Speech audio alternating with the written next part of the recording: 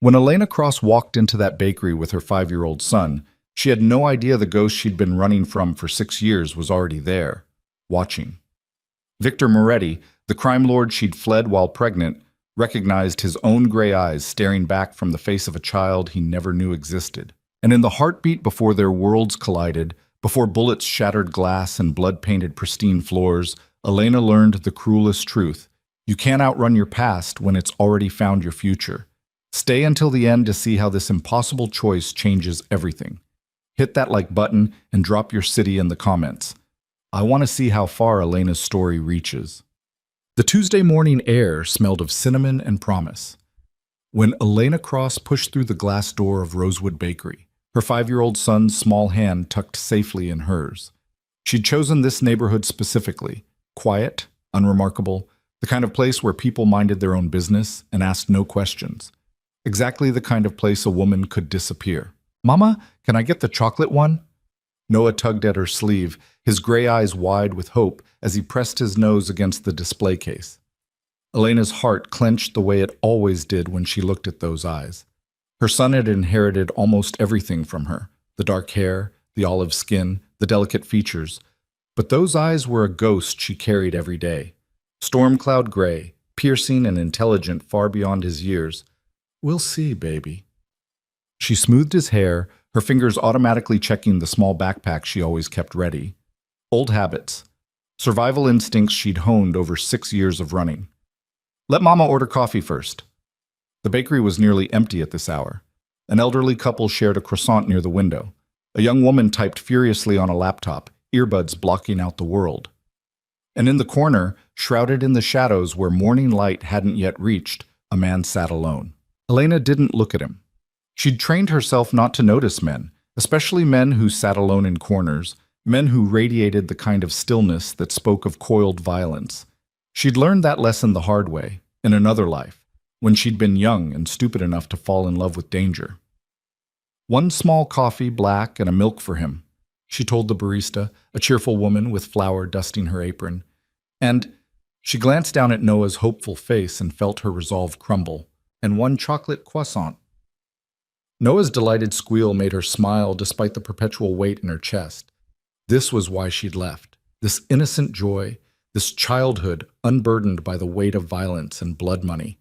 This was worth every sleepless night, every minimum wage job, every moment of looking over her shoulder. "That'll be $8.50. Elena reached into her worn purse, counting out exact change from the handful of bills she'd budgeted for the week. $57 until Friday. Rent was paid, utilities covered. They'd make it work. They always did. She was tucking her purse away when she felt it, that prickling sensation at the base of her skull, the animal instinct that screamed danger. Her hand froze. Her breath caught. Someone was watching her. Not casual observation, not friendly interest.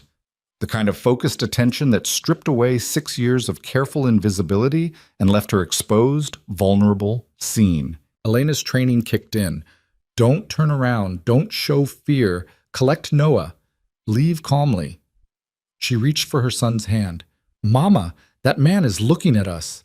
The innocent observation hit like a bullet. Elena's head snapped toward the corner and the world tilted sideways. Victor Moretti sat in the shadows like a king on a throne of violence, an untouched espresso cup before him. He wore a black suit that probably cost more than she made in 3 months, tailored to perfection over shoulders that still carried the same lethal strength she remembered. His dark hair was streaked with silver now, distinguished rather than diminished.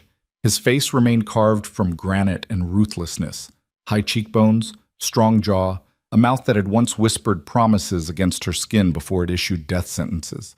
But it was his eyes that stopped her heart. Those storm gray eyes, the same shade that stared up at her every morning from her son's face, locked onto hers with the force of a physical blow. She watched recognition dawn, watched his entire body go rigid, watched 6 years of mystery solve itself in his expression. Then his gaze dropped to Noah. The world stopped breathing. Victor's face transformed. Shock, disbelief, a flash of something raw and devastating that might have been anguish. His hands gripped the edge of the table with enough force to whiten his knuckles.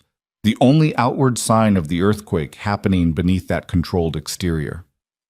Elena saw the exact moment he understood, the exact moment he calculated Noah's age, the exact moment he realized what she'd done.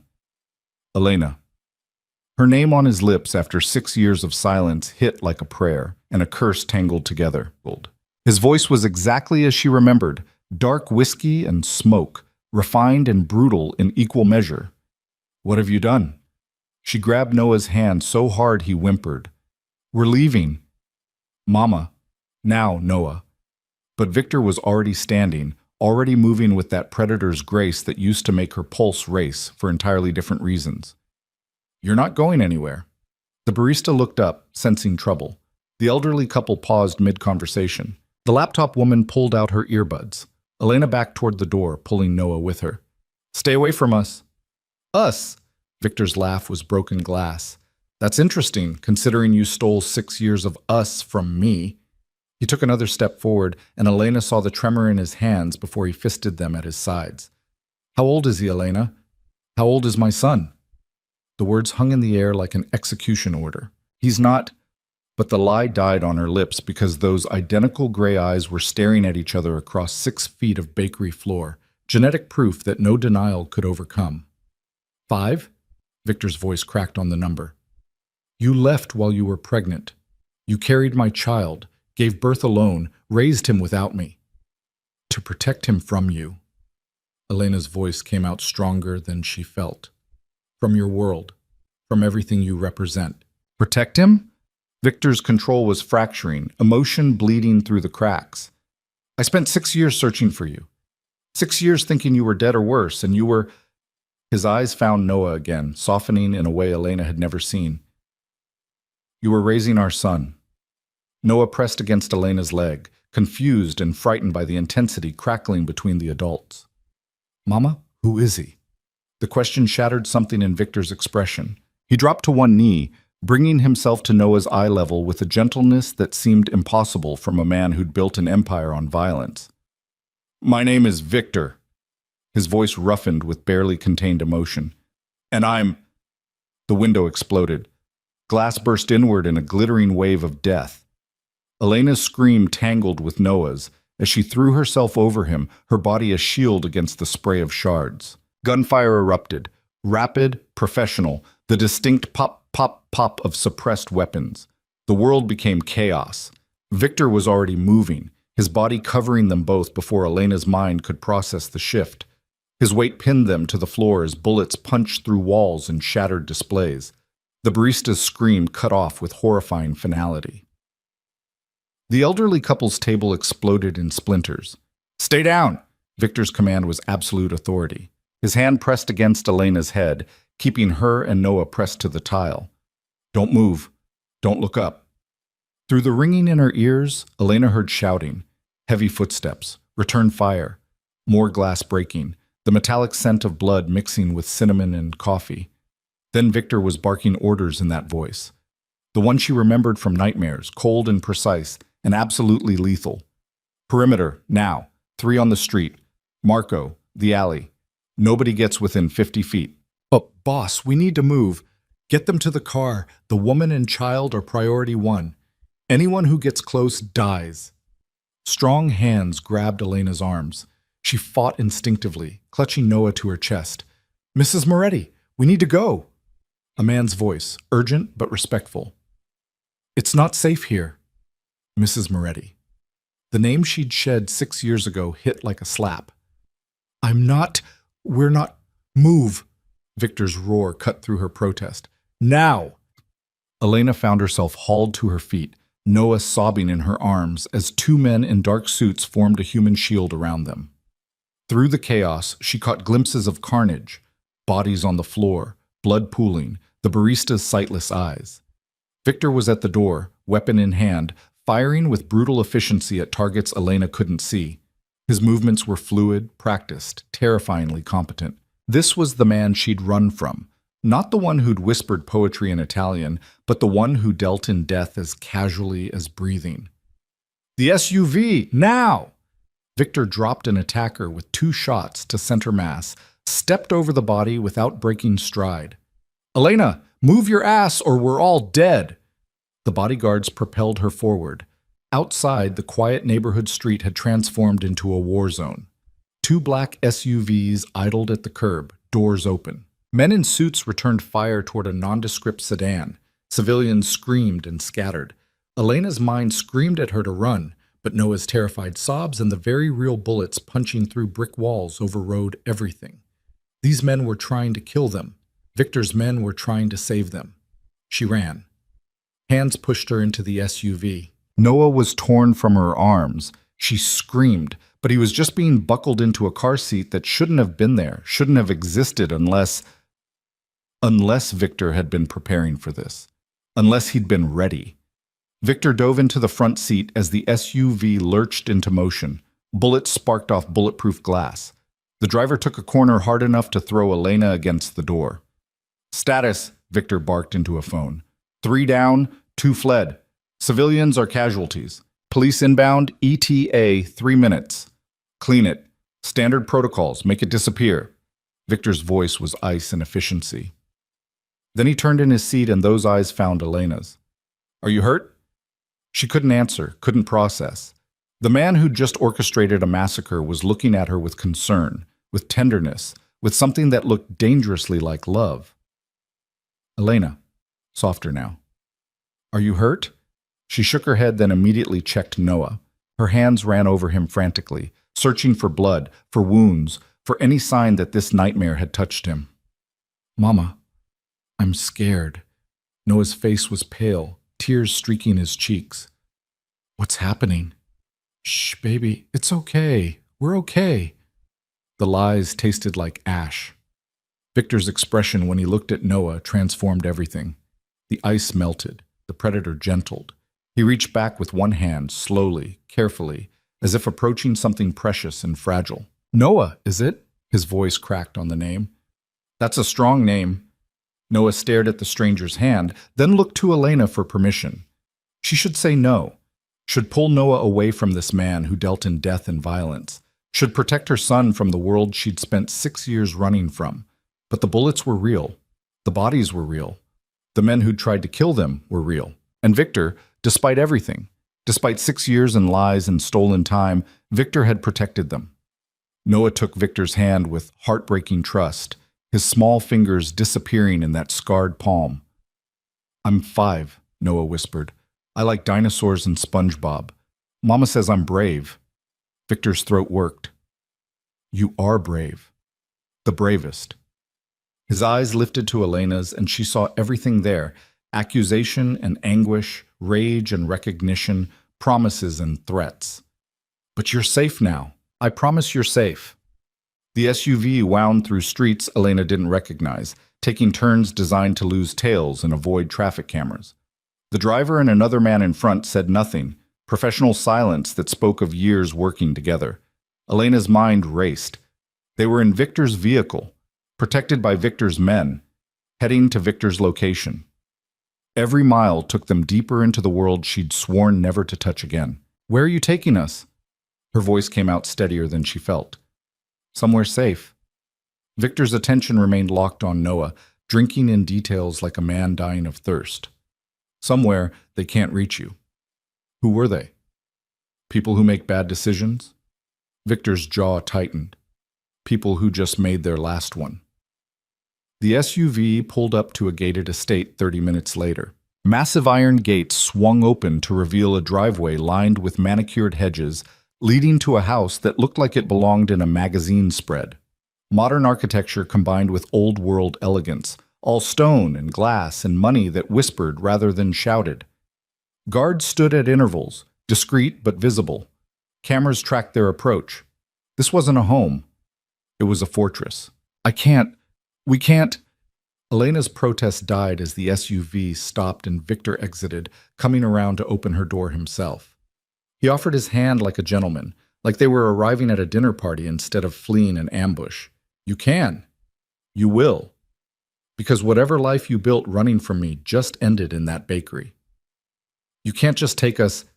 I'm not taking anything. Victor's voice dropped to something dangerous. I'm protecting what's mine. There's a difference. We're not yours. He is. Victor's eyes cut to Noah with devastating certainty. My son. My blood.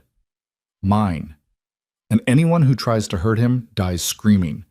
That's not a threat, Elena. That's a promise written in blood and backed by every resource I command. Noah was staring out the window at the beautiful house, distracted by the fountain and the gardens. He didn't understand. Didn't grasp that they'd just traded one prison for another? I won't stay here. Elena climbed out without taking Victor's hand. As soon as it's safe, it will never be safe. Victor moved closer, crowding her against the SUV.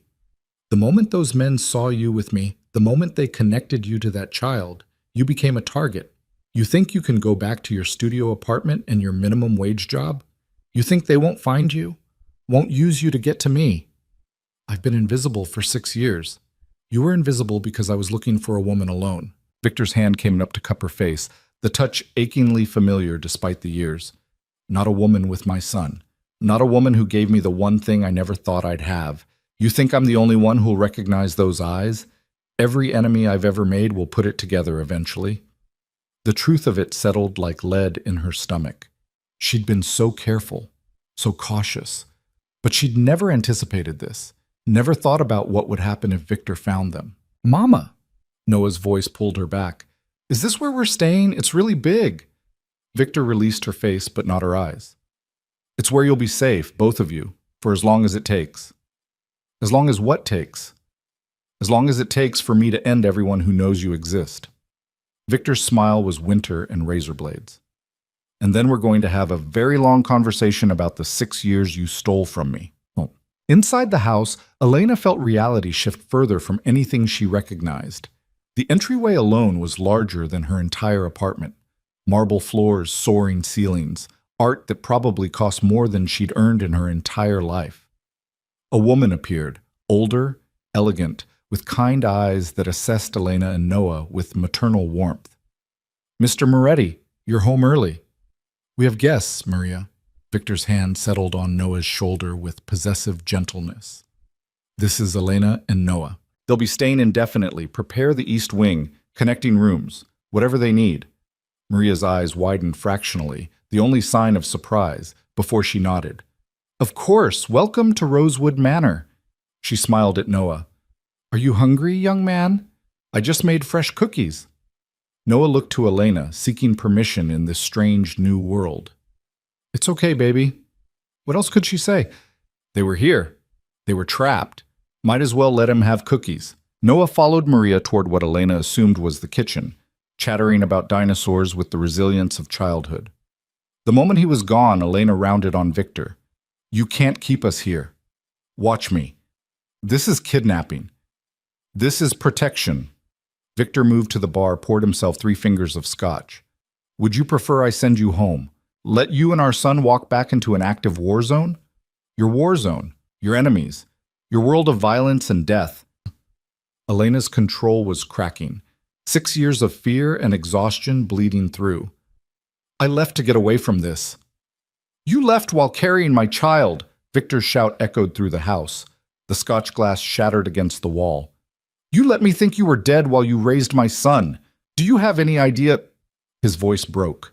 He turned away, shoulders rigid with the effort of containing everything he couldn't say.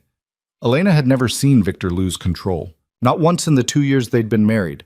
He was always ice, always calculated, always 3 steps ahead. This man, shaking with rage and grief in his destroyed living room, was someone new. I'm sorry.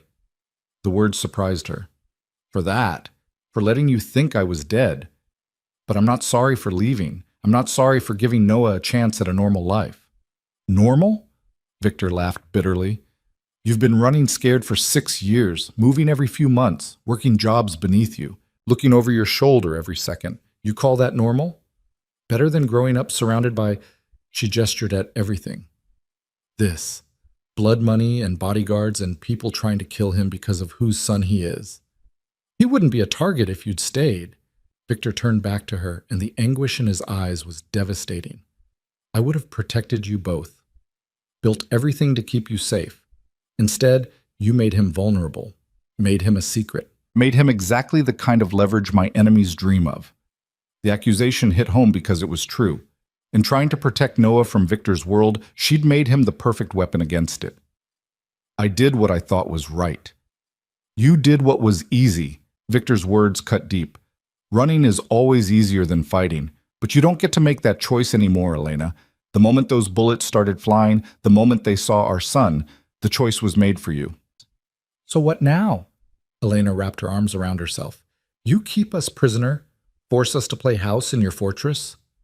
I keep you alive. Victor closed the distance between them, his presence overwhelming in the way it always had been. I find everyone who knows about Noah, and I end them. Then I find everyone they told, and I end them too. I burn through every network, every contact, every whisper, until the knowledge dies with them. And us? You stay here, safe, protected. Victor's hand came up to her face again, thumb brushing her cheekbone with heartbreaking tenderness. You let me give our son what you stole from me. Time, moments, the chance to know his father before... He stopped himself. Before what? Before the life I lead catches up with me. Victor's smile was sad. I'm not a good man, Elena. You knew that when you married me.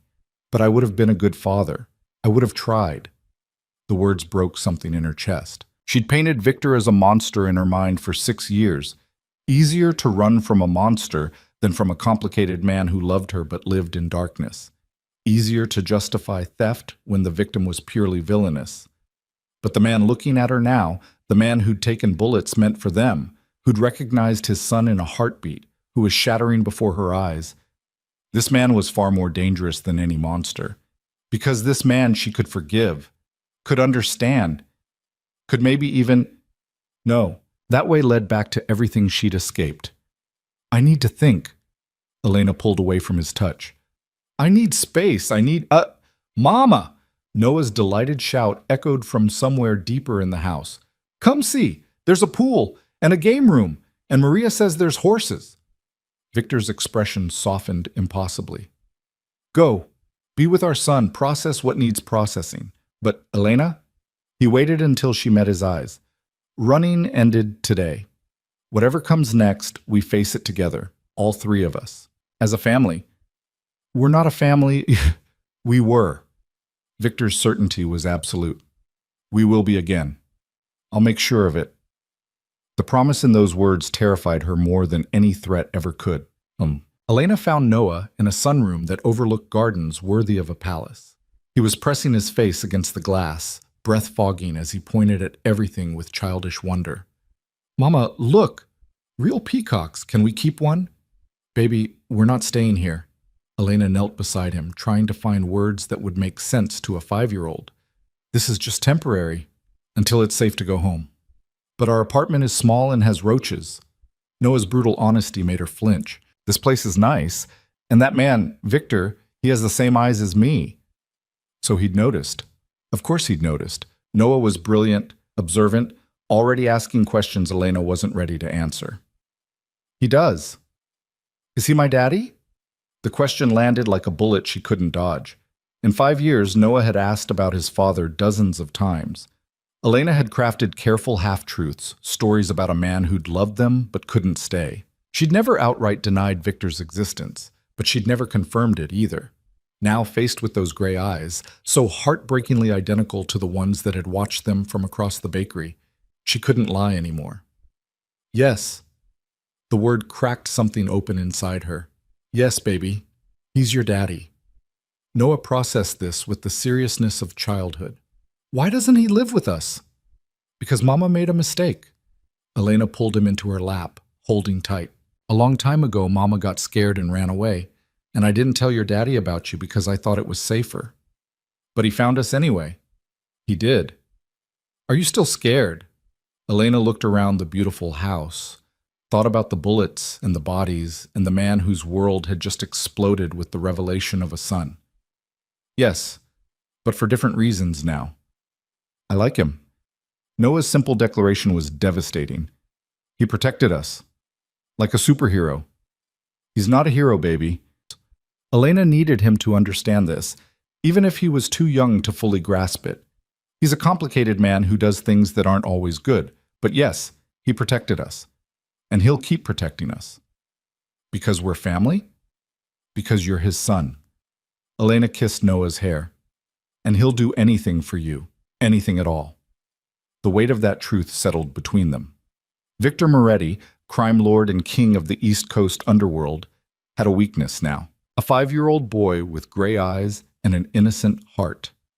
Every enemy Victor had ever made would eventually learn this, would eventually try to use it.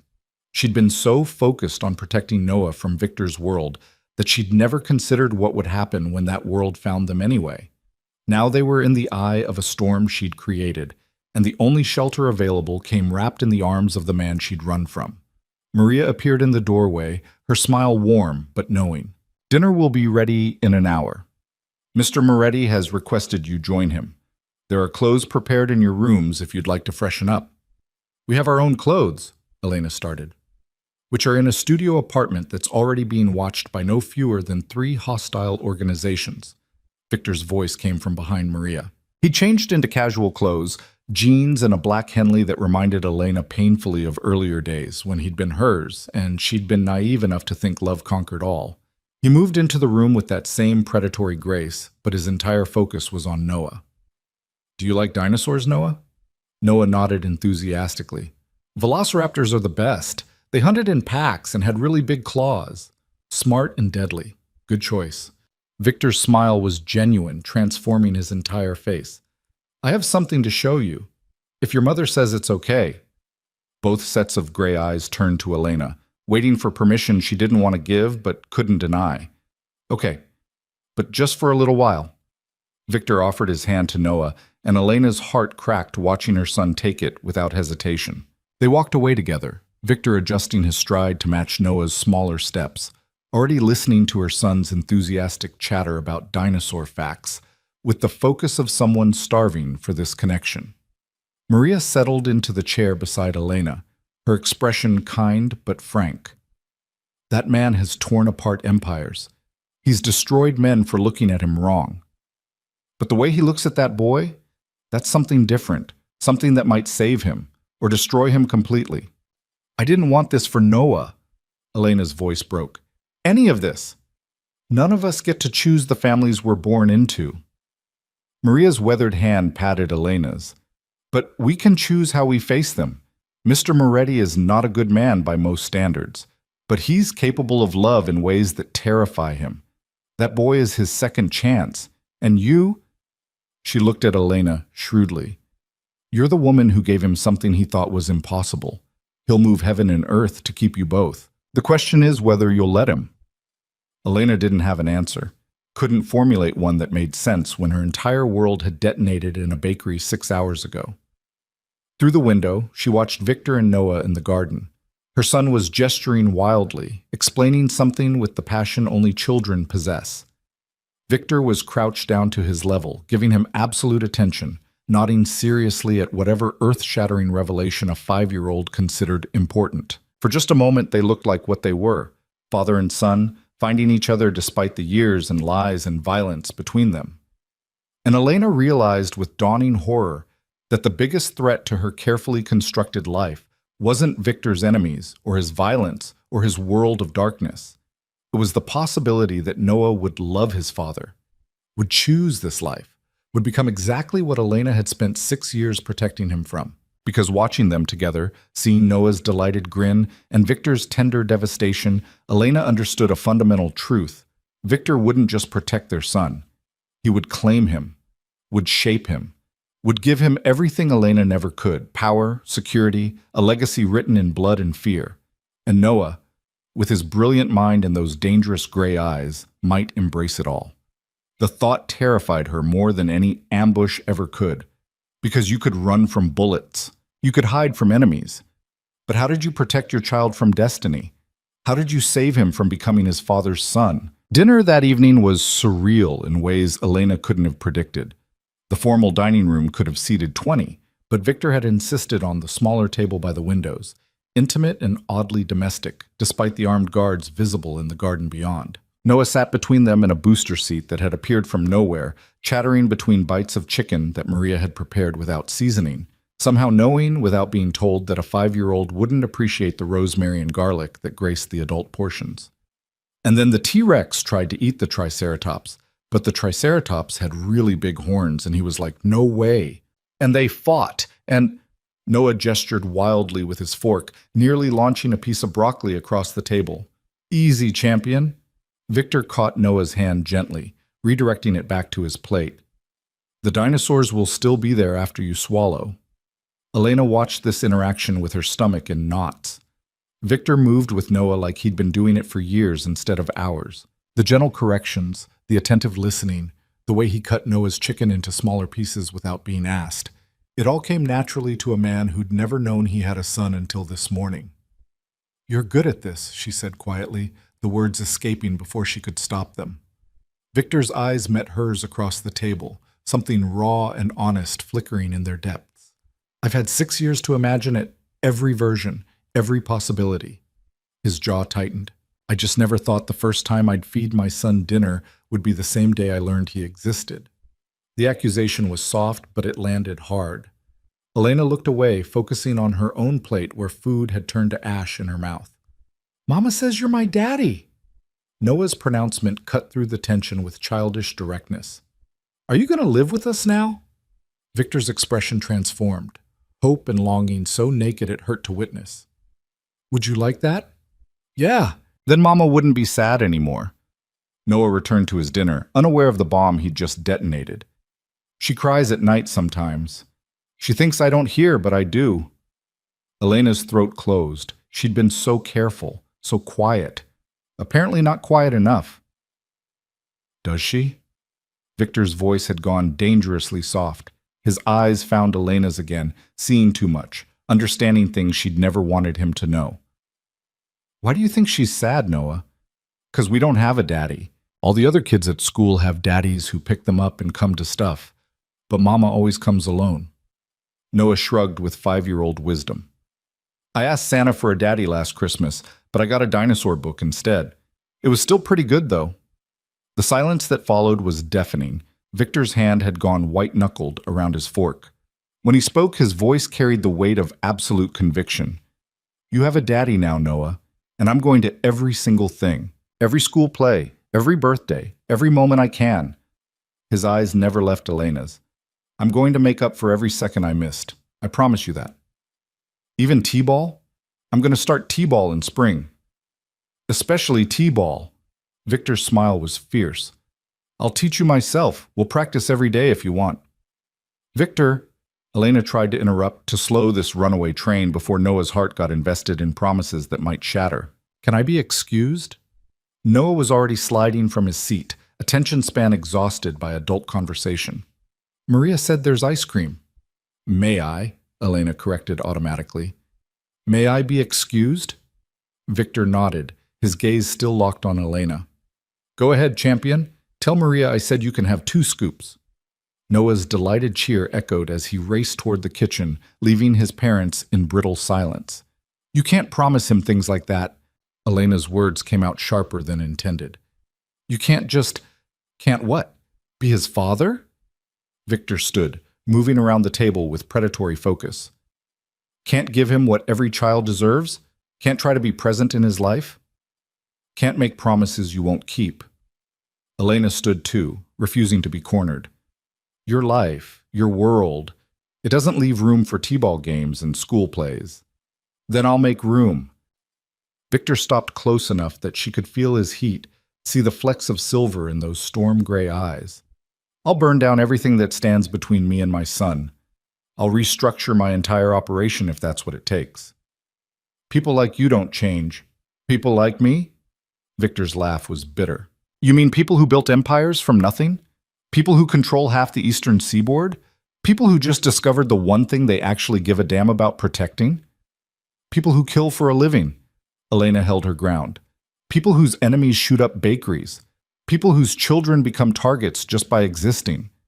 "He's already a target." Victor's hands came up to frame her face, the touch achingly familiar. "The moment you walked into that bakery with him, the moment someone recognized those eyes, he became the biggest vulnerability I have. Every enemy I've ever made now has a weapon against me. The only question is whether I protect him from my world or whether I teach him to survive it. I won't let you turn him into you. I'm not asking for your permission. The words were gentle but absolute. I'm telling you how this ends. Noah is my son, my heir, my legacy, and I will give him every advantage, every protection, every opportunity my resources can provide.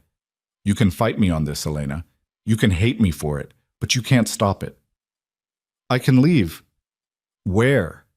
Victor's thumbs brushed her cheekbones, the gesture tender despite his words. Where can you go that I won't find you? Where can you hide that my enemies won't eventually track down? You had 6 years of invisibility because I was looking for the wrong thing. That grace period is over. Elena knew he was right, hated that he was right. The life she'd built on caution and poverty had crumbled the moment those bullets started flying. There was no apartment to return to, no minimum wage job that would keep them safe, no amount of running that would erase the knowledge that Victor Moretti had a son. So what do you want from me? Her voice cracked. Total surrender? Just accept that you own us now? I want you to stop running. Victor's forehead pressed against hers, his breath warm against her lips. I want you to let me protect our family. I want the chance to be what I should have been 6 years ago, a husband, a father, a man worthy of the woman who actually made me feel something other than emptiness. You are suffocating me. I was terrified of losing you. Victor's confession came raw and honest. Every day you loved me felt like borrowed time. You were light and goodness in a world of darkness. And I held on too tight because I knew, I always knew, that eventually you'd see what I really was and leave. So I proved you right. You proved that I failed you. Victor pulled back enough to meet her eyes. I should have given you space, should have let you breathe, should have been the man you needed instead of the man I was. But I can't change the past, Elena. I can only promise that this time, if you give me this chance, I'll be different. People don't change. People change when they have a reason to. Victor's smile was sad. Noah is my reason. You always were. I just didn't know how to show it without smothering you. A crash from the kitchen interrupted whatever Elena might have said. Both of them moved instantly, Victor's hand going to the weapon she hadn't seen him draw, Elena's body already angling toward the sound of her child. They found Noah in the kitchen, covered in chocolate ice cream, with Maria laughing as she cleaned up the remnants of a dropped bowl. I'm sorry, it slipped. Noah's face was a mask of guilt and chocolate. The tension bled from Victor's shoulders. He holstered the weapon. When had he even pulled it? And crossed to where Noah stood frozen, clearly expecting punishment. Accidents happen, champion. Victor grabbed a towel, kneeling to wipe chocolate from Noah's face with surprising gentleness. No harm done. Want me to get you another bowl? Noah's shock was visible. You're not mad. Mad? It's ice cream, not the end of the world. Victor's confusion was genuine. Why would I be mad? Because I made a mess, and messes are bad, and Noah's words tumbled over each other, and Elena's heart broke a little because she knew exactly where that anxiety came from. Years of scraping by, of counting every penny, of teaching Noah that waste was something they couldn't afford. Hey. Victor caught Noah's chin gently, forcing eye contact. Listen to me. Messes happen. Mistakes happen. And in this house, we clean them up and move on. You don't have to be perfect, Noah. You just have to try your best. Understand? Noah nodded slowly, processing this new reality where breaking things didn't mean catastrophe. Good. Victor stood, ruffled Noah's hair, then turned to Maria. Get him cleaned up and ready for bed? I think it's been a long day for everyone. Of course. Maria's smile was knowing as she guided Noah toward the hallway. Come on, young man, let's find you some pajamas that actually fit. Alone again with Victor in the massive kitchen, Elena felt the walls closing in. You're trying to buy him. I'm trying to give him a childhood. Victor's response was sharp. I'm trying to make sure he doesn't grow up thinking that dropping ice cream is some catastrophic failure worthy of punishment. I'm trying to show him that mistakes don't mean the end of love or security or safety. By throwing money at him? By giving him everything he wants? By giving him what every child deserves, the freedom to be imperfect without fear. Victor moved closer, his intensity focused entirely on her. That fear in his eyes when he thought I'd be angry? That came from somewhere, Elena. That came from years of scarcity and stress and trying to be invisible. The accusation hit home because it was true. She'd given Noah love, but she'd also given him her anxiety, her constant vigilance, her terror of being found. I did the best I could. I know you did. Victor's voice softened. I know you sacrificed everything to protect him. But Elena, he shouldn't have had to learn that ice cream is a luxury, that mistakes are unforgivable, that his existence needs to be small and quiet and hidden. He's 5 years old. He should be loud and messy and completely convinced the world revolves around him. Like you? Like me at 5, before I learned that survival meant silence. Victor's smile was sharp and sad. I grew up in a world where noise got you noticed and noticed got you hurt. I won't let Noah learn those lessons. I won't let him grow up the way I did, hungry for safety, terrified of taking up space, convinced that love is conditional on perfect behavior. Elena saw it then, the thing Victor had kept hidden beneath layers of control and violence and power. The scared child who'd built an empire as armor against a world that had hurt him. The man who saw his own fears reflected in his son's eyes and was terrified of perpetuating that cycle. He's happy, she said quietly. Maybe anxious, maybe too careful, but he's happy. He has love and safety, and you. Victor's hand found hers, fingers tangling together like they had 1,000 times before. You gave him you, and that's everything. But Elena, he could have both. Your love and my protection, your gentleness and my strength. He could have parents who actually want him, who fight for him, who give him the world instead of teaching him to hide from it. Together? Together. Victor pulled her closer, his other hand settling at her waist. Not like before, not me suffocating you, making you feel trapped. But partners. Co-parents at minimum. Maybe more, if you're willing. I can't just forget. I'm not asking you to forget. Victor's forehead touched hers again, that gesture of intimacy that used to undo her completely. I'm asking you to consider that maybe we both made mistakes. Maybe I held too tight and you ran too fast. Maybe there's a middle ground where we both do better. For Noah? For all of us. Victor's breath ghosted across her lips, close enough to kiss but waiting for permission. I miss you, Elena. I missed you every single day. And seeing you again, seeing what we made together, it's like being shown everything I lost and everything I could have had in the same breath.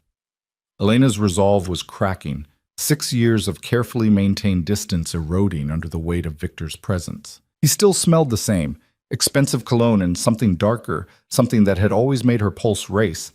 His touch still set her skin on fire. His voice still did things to her that she'd convinced herself were gone. I can't trust you. The words came out broken. You're asking me to trust you with our son, with our lives, and I can't. Then let me earn it. Victor's lips brushed her temple, feather light and devastating. Stay. Give me time to prove I'm different. Let me show you that I can be the man you need instead of the man I was. And if you can't, then I'll let you go. The lie was obvious in his voice. I'll set you up somewhere safe, somewhere my enemies can't reach, and I'll visit Noah on weekends like every other divorced father. You're lying. Yes. Victor's honesty was brutal. I'm lying. I won't let you go again, Elena. I can't. But I will try. I swear I will try. To be less of a cage and more of a home. I'll give you freedom within these walls. I'll respect your boundaries. I'll be the partner you needed instead of the warden I became. Before Elena could respond, her phone buzzed in her pocket. The sound was jarring in the quiet kitchen, reality intruding on the bubble they'd created. She pulled away from Victor's embrace to check it. The text was from her landlord. Police were here. Your apartment's a crime scene. Don't come back. Her stomach dropped. What did you do? Victor's expression went carefully neutral. I secured the perimeter. My apartment was already compromised. Victor took the phone from her nerveless fingers, read the message, then handed it back.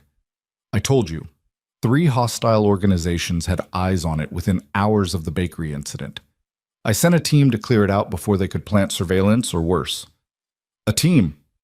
6 men, professional, discreet. Victor's tone was matter-of-fact. They retrieved anything personal, photos, documents, Noah's toys, Everything's being brought here. The rest was just furniture from Goodwill, not worth saving.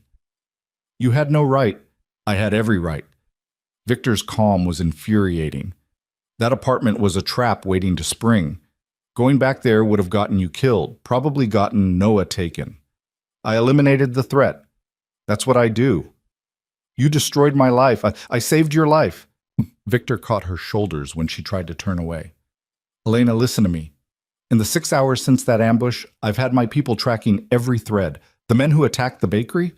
They were Marchese family, third-tier mob trying to make a move on my territory. They saw you with me, ran your face through their databases, found nothing. Then they started asking questions. Elena's blood ran cold. Questions about what? About who you were. Why you were with me. Whether you were leverage they could use. Victor's grip tightened. By the time my team cleared your apartment, they'd already sent scouts. One was in the hallway taking photos of your door. Another was bribing your landlord for information. They could have, they would have. Victor's bluntness left no room for denial. By tomorrow morning, they would have grabbed Noah on his way to kindergarten. They would have used him to control me. And when I didn't cooperate, because I never would have known he existed, they would have killed him to make a point. The scenario was too real, too immediate. Elena felt her knees weaken.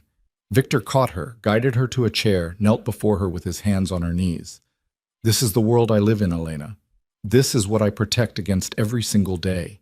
People who see children as collateral. People who wouldn't hesitate to hurt a 5-year-old to gain advantage. And now, because of Noah, because of you, I have the one vulnerability I swore I'd never have. Then why are you happy about it? The question burst out of her. Why are you acting like this is a gift when it's clearly a nightmare? Victor's smile was complicated, joy and terror in equal measure. Because he's mine.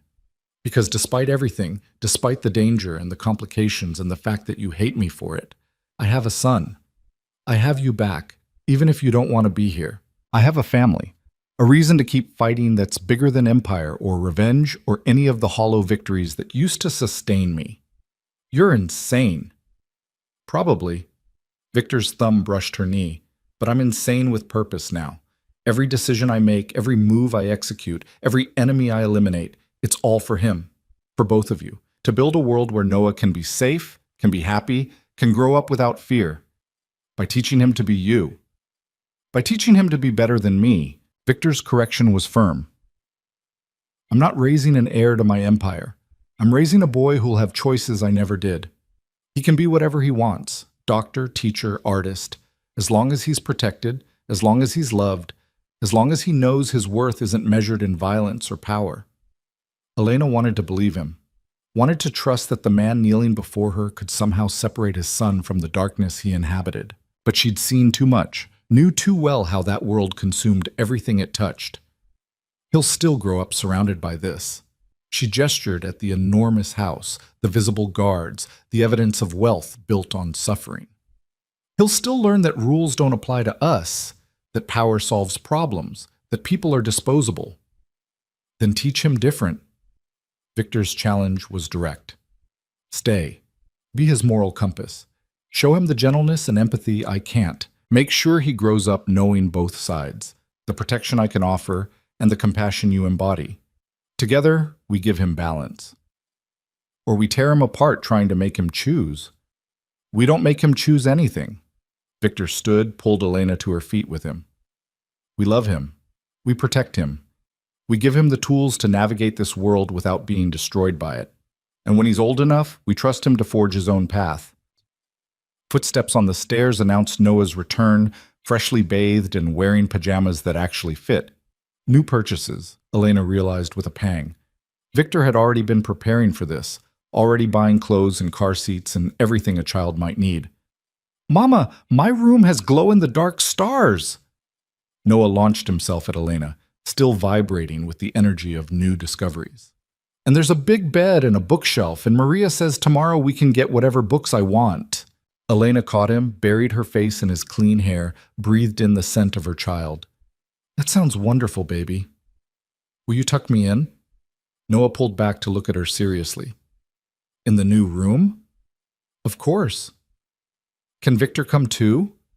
The request was so hopeful, so innocent, it broke something in Elena's chest.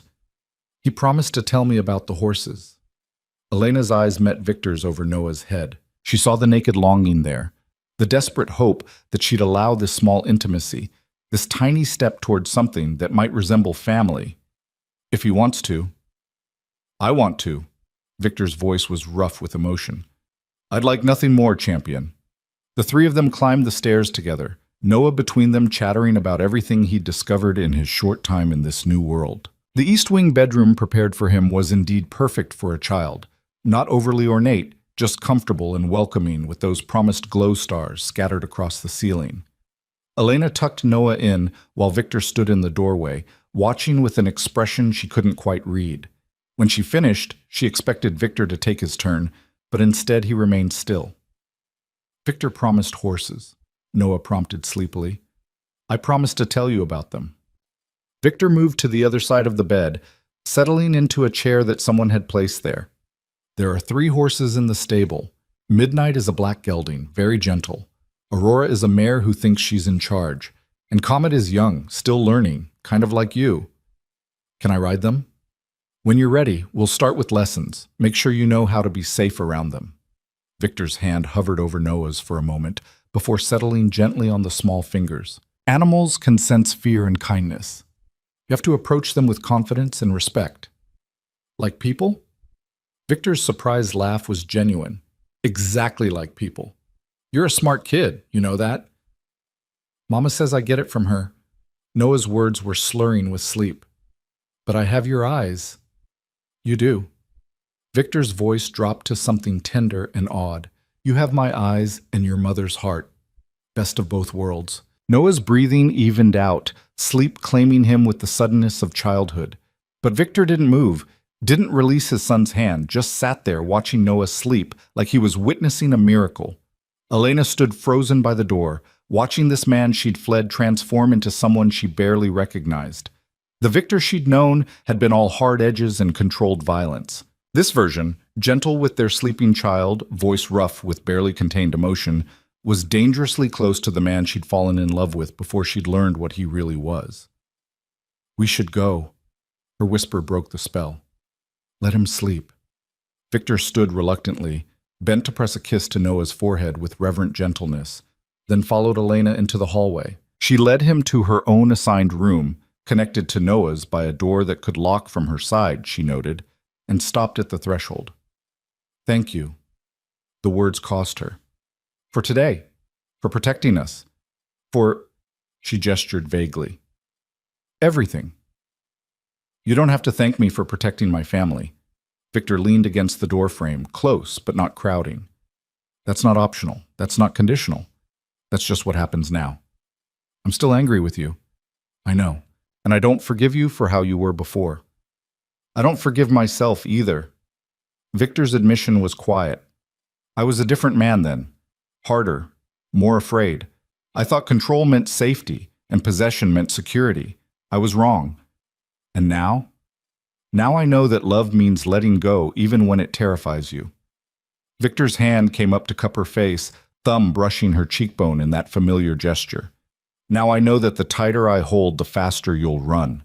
So I'm trying to be what you need, a partner, not a prison, a choice, not a cage. Pretty words. True words. Victor's smile was sad. I know I can't make you love me again, Elena. I know I burned that bridge when I became more obsessed with keeping you than understanding you. But maybe I can earn your trust. Maybe I can prove that this time I'm putting you and Noah first. Before empire, before pride, before everything. Elena should pull away, should establish boundaries, should make it clear that whatever they'd had was dead and buried under 6 years of distance and deception. Instead, she found herself leaning into his touch, starved for comfort after the longest day of her life. I'm scared. The confession escaped before she could stop it. I'm scared of this world, of what it'll do to Noah, of what happens when your enemies realize he exists. I'm scared of you and what you make me feel. I'm scared of staying and terrified of leaving. I'm scared. I know, baby. I know. Victor pulled her into his arms, and Elena let him because she was tired of being strong alone. But you don't have to be scared by yourself anymore. Let me carry some of it. Let me be the one who watches the shadows while you sleep. Let me protect what I should have protected all along. Elena stood in his embrace, breathing in his scent, feeling the steady beat of his heart against her cheek. This was dangerous. This was exactly how she'd gotten trapped before, by his strength, his certainty, his ability to make her feel safe even while he built cages around her. But tonight, after bullets and blood and seeing Noah's joy at finally having a father, she was too exhausted to fight. Just tonight, she whispered. Tomorrow we figure out rules and boundaries and how this works. But tonight you rest. Victor's lips pressed to her temple. And I'll make sure nothing touches you, I promise. He guided her to the bed, pulled back the covers with surprising domesticity, waited while she climbed in fully clothed because undressing felt too intimate, too much like surrender. Sleep, Elena. I'll be right outside your door. You don't have to. Yes, I do. Victor's smile was gentle. Because until I eliminate every threat, until I'm certain you're safe, I'm not letting you out of my sight. Get used to having a shadow, baby. I'm not going anywhere. He left her there in the darkness, but Elena could see his silhouette through the slightly open door, settling into a chair in the hallway between her room and Noah's. Standing guard, keeping watch, becoming the protector he'd always claimed to be but had never quite achieved.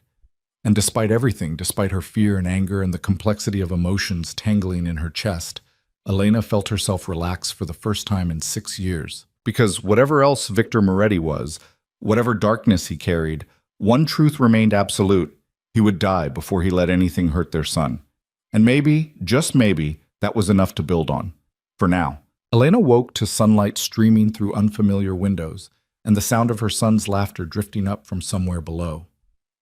For a disoriented moment, she forgot where she was, forgot the bullets and the blood and the man who'd reclaimed them both in a single devastating day. Then reality crashed back with the weight of everything that had changed. She found Victor's chair empty in the hallway, a folded blanket the only evidence he'd kept his vigil. The clock on the nightstand read 9:30, shockingly late for a woman who usually woke at dawn to maximize every minute before work.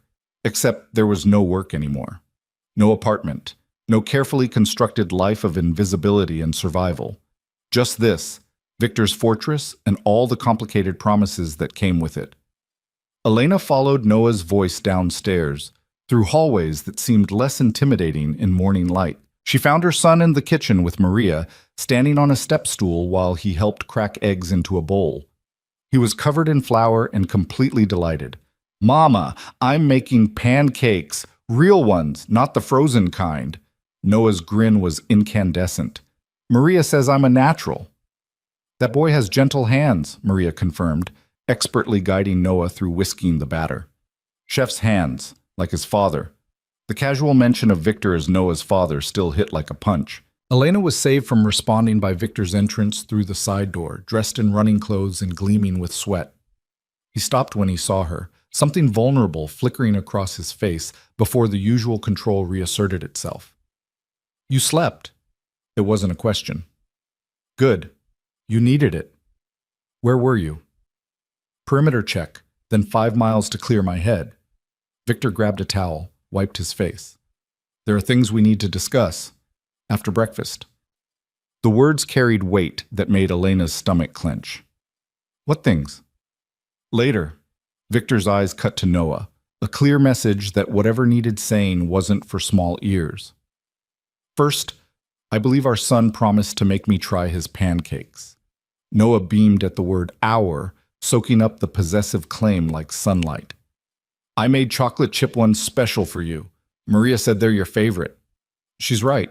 Victor moved to the sink, washed his hands with deliberate care. "When I was about your age, chocolate chip pancakes were the only thing I'd eat on Sundays." "Did your daddy make them for you?" The question landed in sudden silence. Victor's hand stilled under the water, his shoulders going rigid. When he spoke, his voice carried carefully controlled emotion. "No, champion, my father wasn't around much, but my grandmother, she made them every week without fail. Best pancakes I've ever had." "Is she still alive, your grandma?" "No." Victor shut off the water, dried his hands with meticulous attention. She died a long time ago. But I remember her pancakes, and now I get to eat yours, which makes me pretty lucky. Noah processed this with the seriousness of childhood, then returned his attention to the batter. Mama's mom died too, before I was born. That's why it's just us. Elena's throat tightened. She'd told Noah the simplified version. Her parents gone, no siblings, just the two of them against the world. She'd never mentioned Victor's family because she'd been trying to erase him from their story entirely. Well, it's not just the two of you anymore. Victor's eyes found Elena's, holding her gaze with quiet intensity. You have me now. And Maria. And everyone in this house who would die before they let anything hurt you. The casual mention of dying for them should have been horrifying. Instead, it settled over Elena like a strange comfort. The certainty that Victor meant every word, that his protection was absolute even if his methods were brutal. Breakfast was surprisingly normal despite the armed guards visible through the windows and the bulletproof glass that separated them from the world.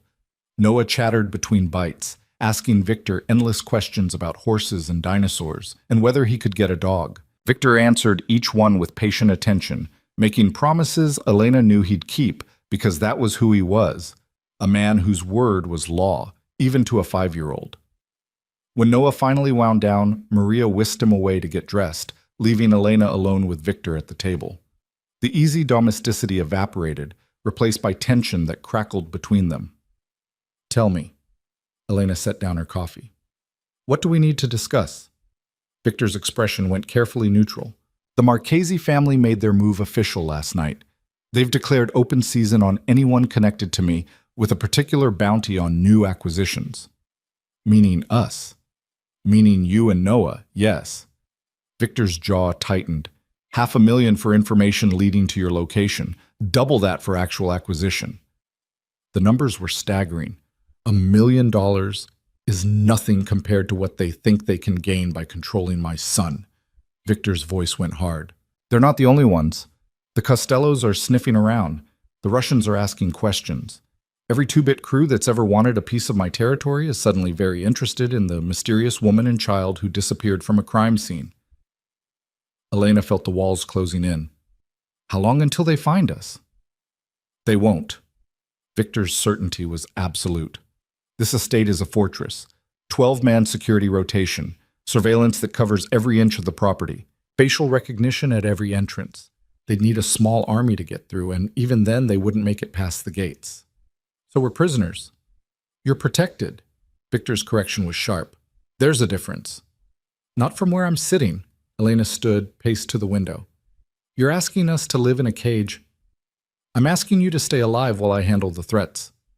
Victor followed her, his presence overwhelming even when he kept careful distance.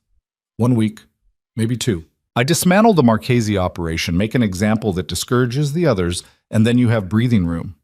And how exactly do you dismantle them? Victor's smile was winter and razor wire. You don't want those details. Don't I? Elena turned to face him. You're asking me to trust you with our son's life while you wage war. I think I deserve to know what that war looks like. The silence stretched between them, heavy with things Victor clearly didn't want to say. Finally, he spoke with brutal honesty. I identify every Marchese lieutenant, every soldier, every business interest. I hit them simultaneously, their operations, their income streams, their safe houses. I make it hurt so badly that they either surrender or scatter. The ones who choose violence instead of sense, I eliminate. Permanently. You mean murder? I mean protection. Victor's eyes were chips of granite. These aren't innocent people, Elena. These are men who put a bounty on a 5-year-old child. Men who would torture you for information, who would use Noah as leverage, who would kill you both the moment you stopped being useful. I'm not losing sleep over removing them from the equation. Elena knew she should be horrified, should reject this version of justice that came wrapped in violence and death. But she kept seeing the bakery, kept remembering bullets punching through walls where Noah had been standing seconds before. How many people will die? As many as necessary. Victor's bluntness left no room for comfort. I won't apologize for protecting my family. I won't pretend there's a gentle way to handle this. But I will promise you this. Every person who dies knew the risks. They chose this world. They chose to threaten what's mine, and they'll pay the price for that choice. And Noah? What does he learn while you're out there killing people in his name? He learns that his father keeps him safe. Victor moved closer, his intensity focused entirely on her. He learns that there are consequences for threatening innocence. He learns that sometimes the world is dark and brutal, but there are people willing to stand between him and that darkness. He learns that violence solves problems. He learns that violence solves problems.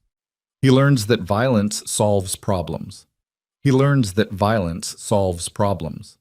He learns that violence solves problems. He learns that violence solves problems. He learns that violence solves problems. He learns that violence solves problems. He learns that violence solves problems. He learns that violence solves problems. He learns that violence solves problems.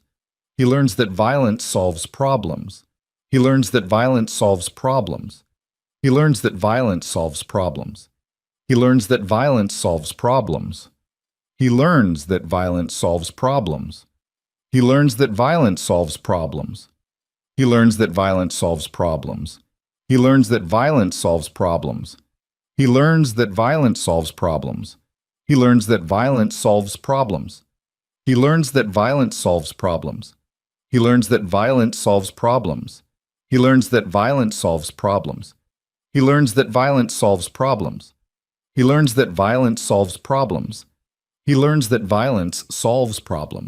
He learns that violence solves problems. He learns that violence solves problems. He learns that violence solves problems. He learns that violence solves problems. He learns that violence solves problems. He learns that violence solves problems. He learns that violence solves problems. He learns that violence solves problems. He learns that violence solves problems. He learns that violence solves problems. He learns that violence solves problems. He learns that violence solves problems. He learns that violence solves problems. He learns that violence solves problems. He learns that violence solves problems. He learns that violence solves problems. He learns that violence solves problems. He learns that violence solves problems. He learns that violence solves problems. He learns that violence solves problems. He learns that violence solves problems. He learns that violence solves problems. He learns that violence solves problems. He learns that violence solves problems. He learns that violence solves problems. He learns that violence solves problems. He learns that violence solves problems. He learns that violence solves problems. He learns that violence solves problems. He learns that violence solves problems. He learns that violence solves problems. He learns that violence solves problems. He learns that violence solves problems. He learns that violence solves problems. He learns that violence solves problems. He learns that violence solves problems. He learns that violence solves problems. He learns that violence solves problems. He learns that violence solves problems. He learns that violence solves problems. He learns that violence solves problems. He learns that violence solves problems. He learns that violence solves problems. He learns that violence solves problems, that violence is sometimes necessary to prevent greater violence. Victor's hands framed her face, forcing her to meet his eyes. I'm not teaching him to be me, Elena. I'm showing him that he never has to be afraid, never has to feel powerless, never has to wonder if someone will protect him when things get bad. Because I will, always, without hesitation or mercy. The conviction in his voice was terrifying and seductive in equal measure. Elena wanted to pull away, to reject this worldview where death was justified by protection. But she'd already made her choice the moment she'd let Victor's men pull her into that SUV. She'd chosen his protection over principle, safety over morality. When do you leave? Tonight. Victor's thumb brushed her cheekbone. I'll be gone 3 days, maybe 4. Marco will be head of security in my absence. He's good, competent, and loyal. You'll be safe. And if something happens to you? Victor's smile was complicated. I've updated my will. Everything goes to Noah, held in trust until he's 25. You're named executor and primary guardian. The house, the legitimate businesses, the offshore accounts, all of it becomes his. And yours by extension. I don't want your money. You'll take it if I die. Victor's interruption was gentle but firm. Because our son deserves every advantage, every opportunity, every protection my resources can provide. You'll take it and you'll use it to give him the life you wanted, the normal one, away from this world. I've made arrangements, new identities, offshore accounts that can't be traced. You could disappear so completely that even my enemies would never find you. The thought of Victor dying, of raising Noah alone with only blood money and false names for company, made Elena's chest tighten. Don't talk like that. I have to. Victor pressed his forehead to hers. Because this is the reality. I'm walking into a war tonight, and while I'm very good at what I do, I'm not invincible. You need to know what happens if I don't come back. You'll come back. Elena's hands fisted in his shirt without conscious thought. You have to come back. Noah just found you. He can't lose you already. And you? Victor's question was barely a whisper. Would you miss me, Elena? Or would my death just be convenient, freedom without having to run again? The question deserved honesty. I don't know. I'm so angry at you for what you were, so grateful for what you're being, so scared of what you're becoming. I don't know how to feel about you anymore. That's fair. Victor's acceptance was sad, but real. I don't know how to feel about me either. I'm a man who built everything on violence, trying to be gentle for a 5-year-old who looks at me like I hung the moon. I'm a killer trying to be a father, a monster trying to be worth loving. You're not a monster. I am. Victor's correction was absolute. I've done things that would make you sick. I've hurt people, Elena, not just in self-defense or protection. I've tortured for information. I've killed to make points. I've built an empire on suffering and fear. That doesn't just wash away because I have a son now. Then why are you telling me this? Because you deserve to know what you're tied to. Victor pulled back enough to meet her eyes. Because if you're going to choose to stay, and it has to be a choice, Elena, not coercion, then you need to understand what that means. I'm trying to be better. For Noah, for you, for whatever version of myself I can salvage from the wreckage. But I can't erase what I am. I can only promise to try to be more than that. Elena saw the truth in his eyes, the self-awareness that made him more dangerous than simple brutality ever could. Victor knew exactly what he was. He just hoped it might not be all he was. Noah's getting attached to you. She changed the subject because she couldn't process this much honesty. He asked me last night if you were staying forever. What did you tell him? I said I didn't know. Elena's voice cracked. Because I don't. I don't know if you'll survive the next few days. I don't know if we'll survive this world you've pulled us into. I don't know if we're building something real or just delaying the inevitable disaster. Then let's find out together. Victor's hand slid from her face to her shoulders, holding her steady. Let me go handle this threat. Let me come back alive. And then we'll figure out what comes next, all three of us, as a family. Even if that family looks different than traditional. Even if it's messy and complicated and built on compromise instead of perfection. And if you don't come back, then you take Noah and you run.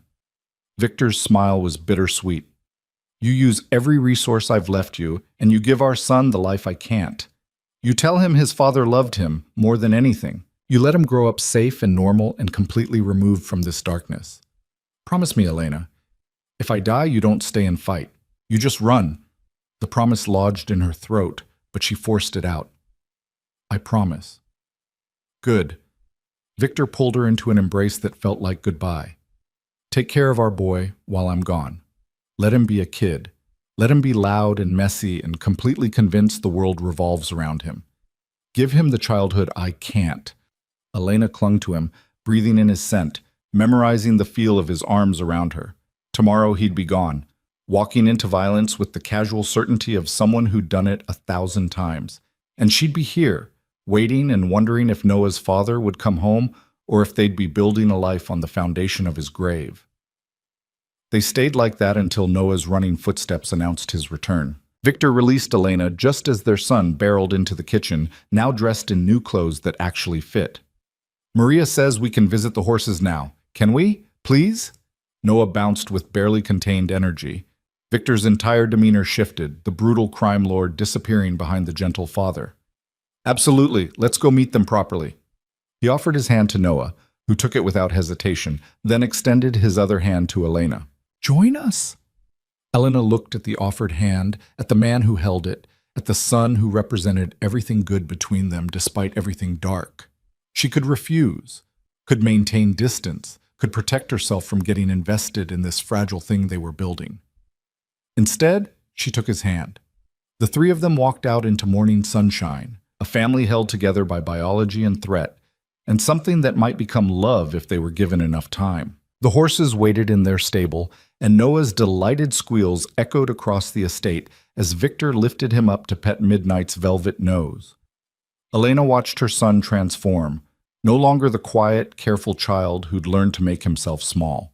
Here, he was loud and confident, completely secure in the knowledge that his father would catch him if he fell. The change was beautiful and terrifying because she could see Noah getting attached, could see him building a future that included this man, this place, this dangerous new world. When Noah ran ahead to see Aurora, Victor caught Elena's hand again. "I know you're scared. I know this is too much, too fast, but watch him, Elena. Watch how he's already becoming more than he was. That's what I can give him, the freedom to be fully himself without fear. Until your enemies take it all away." They won't. Victor's promise was steel and conviction. "I won't let them. I'll burn down everything that threatens him. I'll destroy anyone who even thinks about using him. And when the dust settles, when the threats are eliminated, Noah will have a father who moved heaven and hell to keep him safe. Or he'll have a mother who has to explain why his father died being a monster. Then make sure he knows I died being his monster." Victor's smile was sharp, being the thing that stood between him and a world that would devour him whole. "I can live with that legacy." They spent the morning with the horses, Victor teaching Noah how to approach them, how to read their body language, how to be confident without being aggressive. Elena watched this crash course in Victor's worldview, strength tempered by awareness, power balanced with respect, the understanding that force should be a last resort, but an absolute one when necessary. By lunch, Noah was exhausted and happy, chattering about everything he'd learned. Maria took him for a nap despite his protests that he wasn't tired, leaving Elena and Victor alone in the study where he'd spent the afternoon making calls and issuing orders in rapid Italian. "It's done." Victor's voice carried the weight of decisions made. "The operations start at midnight. By this time tomorrow, the Marchesi family will be crippled. By the end of the week, they'll be history." "How many people, Victor?" Elena needed to know. "How many people are going to die because they saw us in a bakery?" "Everyone who made the choice to pursue it." Victor's honesty was brutal. "The soldiers who accepted the contract, the lieutenants who authorized it, the underboss who thought threatening my family was a viable strategy. They're all complicit. They all die. And the ones who had no choice, the wives, the children, the people caught in the crossfire? There won't be crossfire." Victor's certainty was absolute. "I don't kill civilians, Elena. I don't hurt innocents. Every target has been vetted, every operation planned to minimize collateral damage. This is surgical, not scorched earth." "You really believe that makes it better?" "I believe it makes it necessary." Victor moved to pour himself a drink, offered her one. She shook her head. "I believe that men who choose violence as profession accept the consequences. I believe that protecting my son is worth any price, including the lives of people who would destroy him without hesitation." Elena accepted the harsh logic because what choice did she have? "When do you leave?" 6 hours. I'll say goodbye to Noah before I go, but I won't tell him where or why. As far as he knows, I have business meetings." Victor's expression softened. "I don't want him scared. I don't want him waiting and worrying. I want him to just be a kid while I'm gone."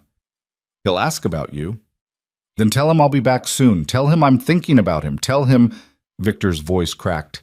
"Tell him his father loves him more than anything in this world. Tell him I'm doing this so he can sleep without fear." The raw emotion in Victor's voice undid something in Elena's carefully maintained distance. She crossed to him, took the drink from his hand, set it aside.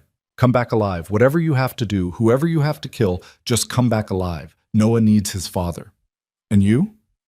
Victor's hand settled at her waist. "What do you need, Elena?" The honest answer terrified her. "I need you to stop making me feel things I swore I'd never feel again. I need you to stop being gentle and complicated, and exactly what I wanted you to be 6 years ago. I need you to be the monster so I can hate you without guilt." "Sorry to disappoint." Victor's smile was sad. "But that monster learned something in 6 years of searching for you." He learned that control isn't love, possession isn't partnership, and cages kill the things you're trying to protect. I can't go back to being what I was, not after seeing what it cost me. You really think you can change? That you can be this soft, gentle father while also being a man who orders executions? I don't know. Victor's honesty was devastating. But I'm going to try. For him. For you. For whatever version of us might exist if I can prove I'm worth the risk. Elena should push him away. Should maintain boundaries. Should protect herself from the inevitable heartbreak of loving a man who lived in darkness. Instead, she pulled him closer, pressed her face to his chest, let him hold her the way he had years ago when the world was simpler and she'd been naive enough to think love conquered all. Don't die. The words muffled against his shirt. Don't you dare die and leave me to explain to our son why his father's dead. I won't. Victor's arms tightened around her. I have too much to live for now, too much to lose. I'll be careful. I'll be smart. And I'll come back to both of you. They stood like that until Marco knocked, announcing preparations were complete. Victor released Elena reluctantly, his hands lingering like he was memorizing her. 3 days. He made it a promise. 4 at most. Then I'm back and we figure out what comes next. What if? No what ifs. Victor's finger pressed to her lips. Just trust that I know what I'm doing. Trust that I've survived worse odds. Trust that I have everything to fight for now. He left her in the study, went upstairs to say goodbye to Noah, who was just waking from his nap. Elena heard their voices, Victor's deep rumble and Noah's excited chatter, and felt her heart clench with the impossibility of everything they were trying to build. When Victor emerged 20 minutes later, his expression was carefully controlled, but his eyes carried the weight of a father leaving his child. He paused at the top of the stairs, looked down to where Elena waited. If something happens, if things go wrong, Marco has instructions. He'll get you out. New identities, new location, everything you need. Don't argue, don't wait, just run. Promise me. I already promised. Promise again. Victor descended the stairs with lethal grace. Promise you'll save yourself and Noah if this goes bad. I promise. The lie tasted like ash because they both knew she'd wait, would hope, would give him every possible second to come home before she ran. Victor knew it too. His smile acknowledged the deception even as he accepted it. You're a terrible liar. Always were. He pulled her into one final embrace, his lips brushing her temple. I love you, Elena. Never stopped. Never will. Whatever happens in the next few days, know that everything I do is for you and our son. Then he was gone, disappearing into the night with 6 men who moved like shadows. Elena stood at the window watching the SUVs pull away, their taillights vanishing down the long driveway. Behind her, Noah called out asking where Victor had gone. Elena turned from his window, painted on a smile, and went to lie to her son about business meetings and soon returns. But in her chest, her heart hammered with the certainty that Victor was walking into something that might consume him completely. And if he didn't come back, she'd have to decide whether to honor his wish and run or stay and fight for the family they'd barely started building. Either way, nothing would ever be the same again. The first night without Victor felt like holding her breath underwater. Elena lay in the darkness, listening to Noah's peaceful breathing through the connecting door, hyper-aware of every sound in the enormous house. Footsteps in the hallway made her tense until she recognized Marco's distinctive gait during his security rounds. The wind against the windows sounded like threats. Every creak of settling wood became potential danger. She finally gave up on sleep around 3 in the morning, padding downstairs to find the kitchen already occupied. Marco sat at the counter with a tablet displaying multiple security feeds, a cup of black coffee steaming beside him. Mrs. Moretti. He stood when she entered, ever the professional. Can't sleep? Don't call me that. Elena moved to the coffee maker, poured herself a cup she didn't want just to have something to do with her hands. And no, you? I don't sleep when the boss is in the field. Marco's honesty was matter of fact. Someone needs to watch the home front. Elena studied him properly for the first time. Mid-40s, she guessed, with the kind of worn competence that spoke of decades in Victor's world. Scars marked his knuckles. His eyes carried the particular alertness of someone always calculating exits and threats. How long have you worked for him? 22 years. Since we were both stupid kids running numbers in Brooklyn. Marco's smile was brief. He saved my life, twice. I've been returning the favor ever since. Is he good at this? The violence, the war? Elena hated asking, but needed to know. Does he usually come back? Marco's expression softened with something that might have been sympathy. Victor Moretti is the most dangerous man I've ever known. Not because he's brutal, plenty of men are brutal, but because he's smart, calculated. He doesn't take risks unless he's already planned 3 exits and has contingencies for his contingencies. In 22 years, I've never seen him lose when the stakes really mattered. And this time? Do the stakes matter? Lady, he's got a 5-year-old son who looks exactly like him and a woman he's been grieving for 6 years. These are the highest stakes of his life. Marco turned back to his surveillance feeds. He'll come home. He has to. That boy upstairs just became his reason for everything. Elena sipped her coffee, watching the security feeds cycle through different views of the estate. You think I'm wrong for keeping Noah from him all these years? It wasn't a question, but Marco answered anyway. I think you did what you thought was right to protect your kid. I also think you underestimated what it would do to Victor. He was a different man after you left. Harder, more reckless, like he had nothing left to lose. Marco's eyes found hers. Now he has everything to lose. That makes him either more dangerous or more vulnerable, depending on how you look at it. Which is it? Both. Marco's grin was sharp. That's what makes this interesting. They sat in companionable silence for a while, 2 people keeping vigil for the same man for entirely different reasons. Finally, Marco spoke again. He left instructions. If you're wondering, instructions for what? For if things go bad, for if he doesn't make it back. Marco pulled up a different file on his tablet. New identities for you and Noah. Offshore accounts totaling $47 million. A house in New Zealand, another in Portugal, a third in rural Japan, completely untraceable. You could disappear so thoroughly that even his enemies would never find you. The numbers were staggering. He told me, before he left. Did he tell you the rest? Marco's expression went serious. That he's liquidating the violent parts of his empire? That he's been making arrangements to transition everything into legitimate businesses? That he's planning an exit strategy that doesn't involve dying in a shootout? Elena's coffee cup paused halfway to her lips. What? He didn't want you to know yet. Didn't want you thinking it was manipulation or promises he couldn't keep. Marco shrugged. But you should know what he's willing to sacrifice for you and that boy. He's dismantling everything he built over 30 years. All the power, all the fear, all the influence that came from being the most dangerous man on the East Coast. He's walking away from it. For us? For the chance to be the father his kid deserves. For the possibility you might forgive him enough to try again. Marco's smile was sad. He knows he can't undo what he's been, but he's trying to become something different, even if it costs him everything he worked for. Elena felt something crack in her chest. He never said, of course not. Victor doesn't deal in promises anymore. He deals in action. Marco closed the tablet.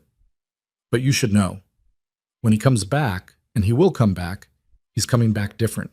Not soft, not weak, but different. A man choosing his family over his empire. The revelation sat heavy between them until Noah's voice called out from upstairs. Mama, where are you? Elena set down her coffee, moved toward the stairs. I'm here, baby. Just getting some water. She glanced back at Marco. Thank you for telling me. Thank him when he gets home. Marco returned his attention to the security feeds. I'll keep watching. You take care of the kid. The second day crawled past with agonizing slowness. Noah asked about Victor constantly, each question a small knife in Elena's composure. She deflected with half-truths about business meetings and important work, painted on smiles that felt like they might crack her face. Maria helped, keeping Noah occupied with baking projects and garden exploration, but nothing quite distracted him from his father's absence. When's Victor coming home? Noah asked for the dozenth time over lunch. Soon, baby. He said a few days. But how many is a few? Noah's logic was relentless. Is it 3, 4, 10? Probably 3 or 4. Elena pushed food around her plate. He'll be back before you know it. I miss him. The simple statement devastated her. He promised to teach me more about the horses, and he said we'd practice t-ball, and he was going to show me his old dinosaur books from when he was little. Elena's throat closed.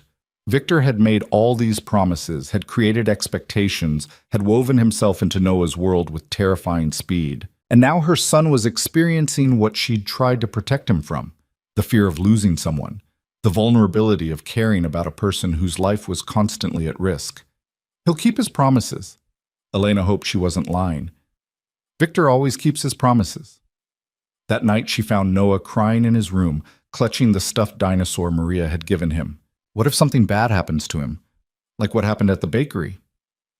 Elena climbed into bed beside her son, pulled him close. Victor is very careful and very strong. He knows how to stay safe. But people still got hurt at the bakery. Noah's tears soaked through her shirt. The nice lady who made my hot chocolate. She didn't get up, Mama. I saw her. The observation hit like a fist. Elena had tried to shield Noah from the worst of it, had covered his eyes and ears as best she could. But he'd seen. Of course he'd seen. Children saw everything. I know, baby. That was very scary. Elena kissed his hair, held him tighter. But Victor made sure we were safe, and now he's making sure we stay safe. That's what fathers do. They protect their families. Is that why he left? To protect us? Yes. The truth was easier than lies. He's making sure the bad people can't hurt us anymore. And when he comes back, we'll all be safer. Promise? Elena made promises she had no right making, whispered reassurances she couldn't guarantee, held her crying child, and prayed to nothing in particular that Victor was as good at violence as Marco claimed. The third morning brought a shift in the house's energy. Marco's tension was palpable when Elena came downstairs. The other guards moved with heightened alertness. Something had changed. What's happening? Elena demanded, following Marco into the study. He hesitated, clearly weighing how much to tell her. The Marchese underboss made a move last night. Tried to rally what's left of his organization for a counterattack. It went badly for him. Badly how? Victor personally handled it. Marco's expression was grim. It's done. The Marchese family is finished. But there were complications. Elena's blood turned to ice. What kind of complications? The kind where Victor took a bullet. Marco held up a hand as Elena's world tilted. He's alive. Already patched up and moving, but the injury changes the timeline. He's coming home today instead of tomorrow. Should be here by nightfall. Relief and terror warred in Elena's chest. How bad is the injury? Bad enough that he's limping and pissed off about it. Not bad enough to stop him from finishing the job. Marco's grim smile suggested approval. He's already started on the Costellos. They're scrambling to make peace before he does to them what he did to the Marcheses. What? How many people died, Marco? Elena needed to know. How many lives did Victor take in the last 3 days? Marco's expression went carefully neutral. You really want that number? Yes. 37 confirmed. Another dozen probable but unconfirmed. Marco's voice carried no emotion. Every single one of them made the choice to threaten you and Noah. Every single one of them knew the consequences. 37 people. Elena felt the weight of it settle over her like a shroud. 37 lives ended because she'd walked into a bakery. Because Victor had recognized his son. Because she'd set in motion a series of events that culminated in mass death. Hey. Marco's hand on her shoulder pulled her back from the spiral. Don't do that. Don't take responsibility for choices other people made. Those men decided to hunt a 5-year-old child. They decided to put a bounty on your head. They decided violence was an acceptable response. Victor just made sure they couldn't follow through. That doesn't make it better. It makes it necessary. Marco's interruption was firm. And if you're going to survive in this world, even temporarily, even just until Victor can transition out, you need to understand that distinction. Necessary doesn't mean good. It just means the alternative is worse. Elena wanted to argue, to maintain her moral high ground, to insist there had to be another way. But she kept seeing the bakery, kept remembering Noah's terrified sobs, kept feeling the very real possibility of losing everything. When he gets here, I want to see him immediately. Her voice came out steadier than she felt. Before he even sees Noah, I need to know he's really okay. Done. Marco nodded approval. I'll have him come to you first. Fair warning, though. He's not going to look great. Shoulder wound, lots of bruising, probably running on pure adrenaline and stubbornness. I don't care what he looks like. I just need to see him breathing. The day dragged with excruciating slowness. Elena tried to keep Noah occupied, but her attention kept drifting to the windows, watching for vehicles that didn't come. Maria made dinner that no one had appetite for. The guards rotated with military precision, all of them clearly waiting for their boss to return. Finally, as the sun began its descent, Marco's phone buzzed. He checked it, then looked at Elena. 10 minutes out. I'll take Noah to the game room. You meet Victor in the study. Elena's heart hammered as she made her way to the study, as she stood there feeling like a wife waiting for her husband to return from war. Which was ridiculous because she wasn't Victor's wife anymore, hadn't been for 6 years, shouldn't care this much whether he was hurt or whole. But she did care. Somewhere in the last 3 days of waiting and worrying and watching her son grieve his father's absence, she'd started caring again in ways that terrified her. The sound of vehicles in the driveway made her pulse spike, doors opening, low voices, footsteps approaching. Then Victor was there, filling the doorway with his presence, despite the visible exhaustion etched into his features. He looked like hell. His left arm hung in a makeshift sling. Bruises darkened his jaw and temple. He moved with the careful stiffness of someone managing pain through sheer willpower. But he was alive, breathing, standing in front of her with those storm-gray eyes that had haunted her dreams for 6 years. Elena. Her name came out rough and grateful. I'm home. Then she was moving, closing the distance between them, her hands frantically searching for injuries even as she tried not to hurt him. You got shot. Marco said you got shot. Through and through, clean wound. Already stitched. Victor caught her hand, stilled her frantic inventory. I'm okay. Sore and pissed off about the limp, but okay. You promised you'd be careful. I was careful. The other guy who tried to shoot me is dead. I'm just wounded. Victor's attempt at humor fell flat. This is careful in my world. Elena felt tears threatening and hated herself for them. Noah's been asking about you constantly.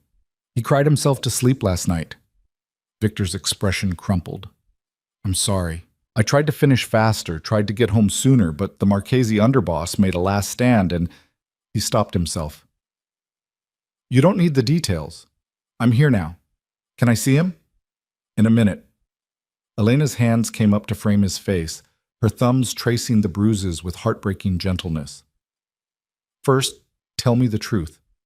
Is it over? Are we safe? The Marchese family is gone, completely dismantled. Victor's certainty was absolute. The Costellos are begging for a truce. The Russians decided neutrality was smarter than confrontation, and I've put word out through every channel. Anyone who touches my family dies screaming. The message has been received. So we can leave. Go back to some version of normal. Victor's laugh was bitter. There's no going back, Elena. Not after this. But we can move forward. We can build something new. His hand settled at her waist, pulling her closer despite the pain it clearly caused him. I meant what I said before I left. I'm changing things. Transitioning out of the violent operations.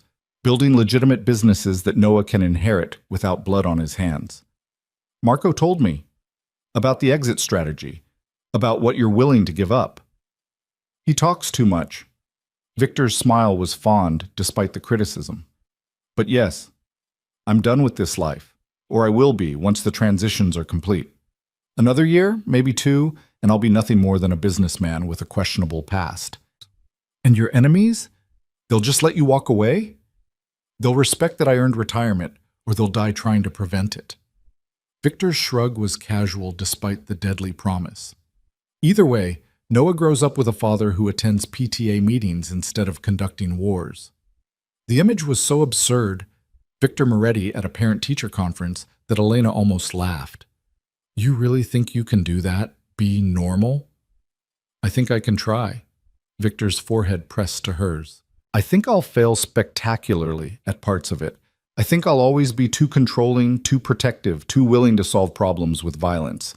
But I'll try because he deserves a father who tries. And you deserve a partner who actually puts you first instead of just claiming to. Victor, I love you. The confession came raw and desperate. I loved you 6 years ago, even though I showed it wrong. I loved you every day you were gone, and I love you now, standing here bleeding and exhausted, more certain of this than anything in my life. You don't have to love me back. You don't have to forgive what I was. But I need you to know.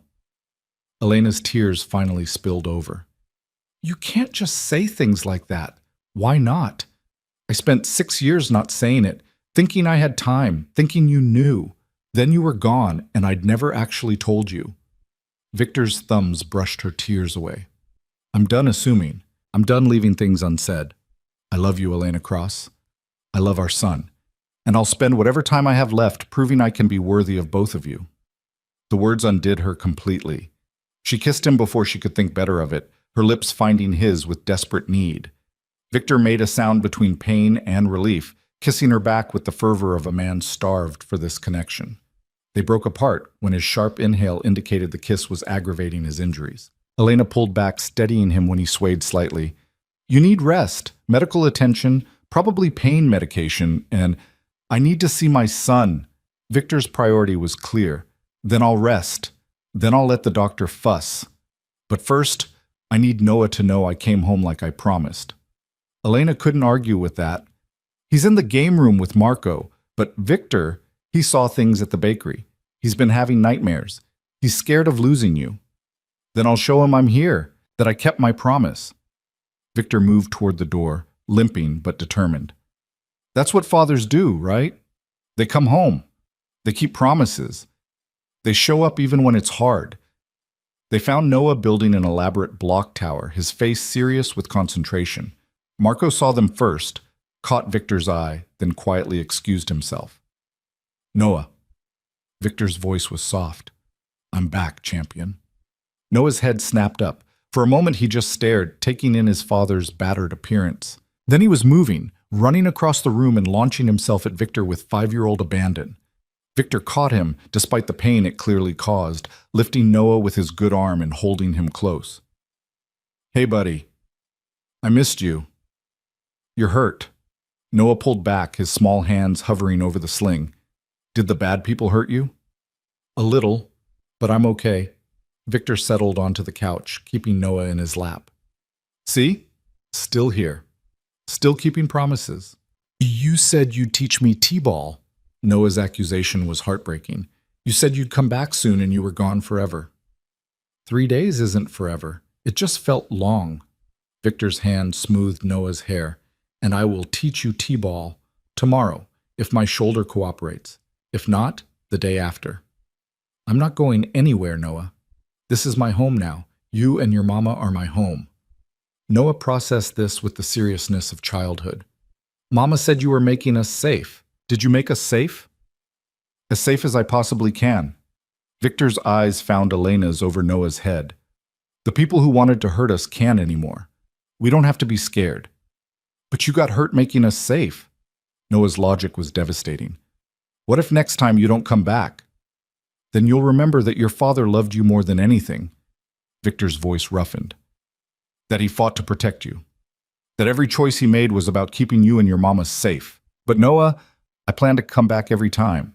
I plan to be here for t-ball and dinosaur talks and teaching you to ride horses. I plan to be the dad you deserve. Promise? I promise. Victor made the vow with absolute conviction. I'm not going anywhere. You're stuck with me. Noah seemed satisfied with this, settling against Victor's chest with the trust only children possess. I love you, Daddy. The word hit Victor like a physical blow. His arms tightened around Noah, his face pressing into their son's hair to hide the emotion wrecking his control. I love you too, champion. So much. More than I knew was possible. Elena watched them together. Her son and the man she'd run from, bound by biology and choice, and something that looked remarkably like healing. She saw Victor's future in that moment, saw the man he was trying to become reflected in Noah's adoring eyes. Later, after Noah was asleep and the doctor had examined Victor's injuries and pronounced them painful but not life-threatening, Elena found herself back in the study with the man who'd turned her world upside down twice now. Thank you, Victor's words were quiet, for letting me be his father, for giving me this chance, for not running when you could have. Where would I run to? Elena's honesty was simple. You were right. That life is over. The moment those bullets started flying, Everything changed. So what now? Victor's question held hope and fear in equal measure. We co-parent from separate rooms? We maintain polite distance while raising our son? We pretend the last 3 days didn't change anything? Elena moved to where he sat, careful of his injuries. No, we try. The words came easier than expected. We try to build something real, not like before, not you controlling and me feeling suffocated, but actual partnership, actual trust. We try to be parents together, and maybe, if we don't destroy each other in the process, we try to be more than that. More? Victor's hand found hers, fingers tangling together. As in, I might be willing to forgive you, might be willing to see if the man you're becoming is someone I could love again. Elena's smile was tentative. Might be willing to give us another chance, if you prove you meant everything you said about changing. I'll prove it. Victor pulled her closer until she was standing between his knees, his forehead pressed to her stomach. I'll prove it every day. I'll be patient when you need space. I'll be present when you need support. I'll be the partner you needed instead of the prison I became. And if you fail? Elena's hands settled in his hair. If you fall back into old patterns? Then you call me on it. You tell me I'm being a controlling bastard. You remind me that love isn't ownership. Well, Victor looked up at her, vulnerability naked in his eyes. You don't run. You fight. You give me the chance to do better before you give up on us. That's a lot of faith in someone who hurt you. You didn't hurt me by leaving. Victor's correction was gentle. You protected our son and yourself from a man who didn't deserve you. That was survival, not cruelty. I hurt myself by being too broken to see what I was doing until you were gone. Elena felt something shift in her chest. Forgiveness, maybe, or at least the possibility of it. I'm still angry. Good. Be angry. Victor's acceptance was complete. Be angry, be cautious, be skeptical of every promise I make. Just be here. Be willing to see if I can actually become someone worth trusting again. And Noah? How do we protect him from this world while you're transitioning out? Together. Victor's certainty was absolute. We show him both sides. You teach him compassion and empathy. I teach him strength and confidence. Together, we give him the tools to navigate a complicated world without being destroyed by it. That's optimistic. That's necessary. Victor stood carefully, ignoring his injuries to cup her face in his hands. Because the alternative, me doing this alone, you running scared, Noah growing up without both parents, that's not acceptable. So we try. We fail sometimes. We figure it out as we go, but we do it together. Elena leaned into his touch, let herself believe for just a moment that maybe this could work. You make it sound simple. It won't be simple. It'll be messy and complicated and probably disaster more often than success. Victor's smile was self-aware. But it'll be ours. Our family, our rules, our chance to do better than the broken things we came from. Through the window, Elena could see the first stars emerging in the darkening sky. Tomorrow would bring new challenges. Victor's recovery, the continued threat assessment, decisions about Noah's future. But tonight, they had this: fragile peace, tentative trust, the possibility of building something real from the wreckage of everything they'd broken. Stay with me tonight. Victor's request was vulnerable. I'm not asking for anything except not being alone. I just want you close. Want to know you're safe. Want to wake up and have you be the first thing I see. Elena knew she should maintain boundaries, should protect her heart, should be smart about this reconciliation that might implode spectacularly. Instead, she took his hand and led him upstairs, helped him navigate the stairs despite his protests, settled him into bed with careful attention to his injuries. She lay beside him in the darkness, careful not to jostle his wounded shoulder, listening to his breathing even out as exhaustion finally claimed him. His hand found hers under the covers, fingers tangling together with desperate need. I'm here. She whispered the promise into the darkness. I'm not running. We'll figure this out together. Victor's response was barely audible. Together. I like the sound of that. Elena lay awake long after he fell asleep, watching this complicated man who'd killed for them, who'd been willing to die for them, who was trying so hard to become someone worthy of the family he'd never expected to have. Tomorrow would bring reality, the consequences of Victor's violence, the complications of their situation, the hard work of actually building trust from broken foundations. But tonight, they had this fragile piece, this tentative beginning, this chance to become something more than the sum of their mistakes. And for the first time in 6 years, Elena let herself hope that maybe, just maybe, they could actually make it work. Elena woke to sunlight streaming through unfamiliar windows and Victor's steady breathing beside her. For a disoriented moment, she forgot the last 4 days, forgot the bullets and blood and the man who'd walked back into her life with the force of destiny. Then she felt his hand still tangled with hers beneath the covers, and memory crashed back with everything it carried. She turned carefully to look at him. Even in sleep, Victor's face carried tension, his jaw tight with pain he refused to acknowledge while awake. The bruises had darkened overnight, purple and yellow blooming across his temple and cheekbone. His shoulder, heavily bandaged beneath the t-shirt someone had helped him into, made small movements that suggested even unconscious, his body registered discomfort. This was the man who'd killed 37 people to keep them safe. This was the father who'd held their son and made promises about t-ball and dinosaurs. This was the husband she'd run from and the partner she might be willing to try again with. All of it wrapped in one complicated, dangerous, heartbreakingly human package. "You're staring." Victor's voice was rough with sleep, his eyes still closed. "I can feel it." "How do you feel?" Elena's question encompassed more than physical pain. Victor's eyes opened, those storm-gray depths finding hers with startling clarity.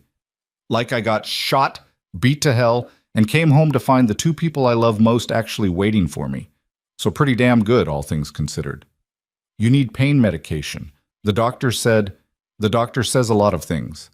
Victor shifted carefully, wincing as the movement pulled at his shoulder. "Most of which I'm ignoring because I have a 5-year-old who's going to wake up any minute and want his father functional, not drugged." As if summoned, Noah's voice called out from the next room. "Mama? Victor?" Elena started to rise, but Victor caught her hand. "Let me. I need him to see I'm okay, that I kept my promise about coming home." She watched him lever himself upright with visible effort, his jaw clenching against pain he refused to show. Then he was moving toward the connecting door, opening it to find Noah standing there in dinosaur pajamas, hair sticking up in every direction. "Hey, champion." Victor's smile transformed his battered face. "Sleep okay?" Noah studied his father seriously, taking in the bruises and the careful way Victor held himself. "You're still hurt." "A little, but I'm still here, still ready to teach you about horses and t-ball and anything else you want to learn." Victor knelt slowly, bringing himself to Noah's level despite the obvious pain. "I promised I'd come back, remember? And I keep my promises." Noah launched himself into Victor's arms with the fearlessness of childhood, nearly knocking him backward. Victor caught him with his good arm, held him close, buried his face in their son's hair with an expression of such raw love that Elena felt her throat tighten. "I was scared you wouldn't come back." Noah's confession was muffled against Victor's chest. "Mama said you would, but I was still scared." "I know, buddy. Being scared is okay. It means you care." Victor pulled back enough to meet Noah's eyes. "But I need you to know something important. Are you listening?" Noah nodded solemnly. "I will always come back to you. Always. No matter what happens, no matter how hard it gets, I will fight my way back to you and your mama. That's what family means. We don't give up on each other." Victor's thumb brushed Noah's cheek. "You understand." "Like the velociraptors, they never left their pack behind." Victor's surprised laugh was genuine. "Exactly like the velociraptors. We're a pack now, the 3 of us. And packs stick together." The simple analogy seemed to satisfy Noah's 5-year-old logic. He wriggled free from Victor's embrace, his attention already shifting with childhood's remarkable resilience. "Can we have pancakes? The chocolate chip ones?" "Absolutely. Let's go see what Maria can make happen." Victor stood with visible effort, offering his hand to Noah, then extending his other to Elena. "Come on, family breakfast before the day gets complicated." Elena took his hand, let herself be pulled into this fragile new dynamic. The three of them made their way downstairs together, Noah chattering between them about dinosaurs and horses and all the things he wanted to do now that Victor was home. Maria had breakfast ready as if she'd anticipated their arrival. Chocolate chip pancakes for Noah, eggs and toast for the adults, coffee strong enough to strip paint. She fussed over Victor's injuries with the authority of someone who'd clearly patched him up before, insisting he take at least mild pain medication before attempting anything strenuous. "The boy needs his father functional, not heroic," she scolded when Victor tried to refuse. "Take the pills. They won't make you useless, just less likely to pass out from pain." Victor accepted the medication with surprising grace, shooting Elena a look that suggested Maria was one of the few people who could boss him around successfully. The domesticity of it all, the breakfast, the gentle scolding, the easy rhythm of family mourning, felt surreal after days of violence and fear. They were finishing breakfast when Marco appeared in the doorway, his expression serious. "Boss, we need to talk, privately." Victor's transformation was immediate, the gentle father disappearing behind the crime lord's mask. "Give me 10 minutes. It's urgent." 10 minutes. Victor's tone brooked no argument. He turned back to Noah, forced his expression to soften. "Hey, champion. How about you go with Maria to feed the horses while I handle some boring business stuff?" Noah's disappointment was visible, but he nodded, already sliding from his chair. "You'll come find me after? You promised to teach me about Comet." "The second I'm done. I promise." Victor watched Noah leave with Maria, then stood carefully. "Elena, you should hear this too. Whatever's happening affects all of us." In the study, Marco wasted no time on pleasantries. The Costello family sent an emissary. They want to negotiate terms. "Terms for what?" Elena asked before Victor could respond. "For not dying." Marco's bluntness was matter of fact. They saw what happened to the Marcheses. They're smart enough to know they're next if they don't make peace. Victor settled into his chair with visible relief, his shoulder clearly bothering him more than he'd admit. "What are they offering?" "Complete withdrawal from all disputed territories, formal recognition of your claim to the waterfront operations, and a guarantee of non-interference with your family." Marco's expression suggested skepticism. "It's a good offer, almost too good, which means they're desperate." Victor's smile was sharp. "What do they want in exchange?" "Mercy. They want assurance you won't dismantle them the way you did the Marcheses. They're willing to become subordinate rather than extinct." Elena watched this discussion of power and territory like she was observing a foreign language. These were decisions that would impact lives, families, entire criminal organizations. And Victor was making them from a study in his home, wounded and exhausted, but still commanding absolute authority. "What are the risks?" Victor's question was directed at Marco, but his eyes found Elena's, clearly aware she was processing all of this. "They could be buying time, could be planning a move once you're recovered, could be genuine fear making them smart." Marco shrugged. "Your call, boss. But for what it's worth, I think they're sincere. You scared the hell out of everyone. They know you'll burn them all down if they threaten your kid. Then we accept their terms with conditions." Victor's decision was immediate. Full withdrawal, public subordination, and they send their children to neutral boarding schools as insurance. They stay loyal, their kids get excellent educations. They make a move, their kids become leverage. The casual mention of using children as collateral made Elena's stomach turn. "Victor, relax. The kids go to actual schools, get actual educations, live actual lives. They're just insurance that keeps parents honest." Victor's expression softened when he saw her distress. "I'm not threatening children, Elena. I'm making their safety contingent on their parents' good behavior. It's practical, not cruel." "It's still using innocence. Welcome to my world." Victor's interruption was gentle but firm. "This is how power works. This is how I keep Noah safe. I make examples of those who threaten us and offer mercy to those who surrender. It's brutal, but effective." Marco cleared his throat. "There's more. The Russians want a meeting, face to face. They're proposing neutral ground, no weapons, just conversation." "About what?" "About staying out of each other's way. They respect what you did, the speed, the efficiency, the message it sent. They want to formalize non-aggression, keep their operations separate from yours." Marco's expression suggested approval. It's smart diplomacy from their perspective. Victor leaned back in his chair, clearly calculating angles and risks.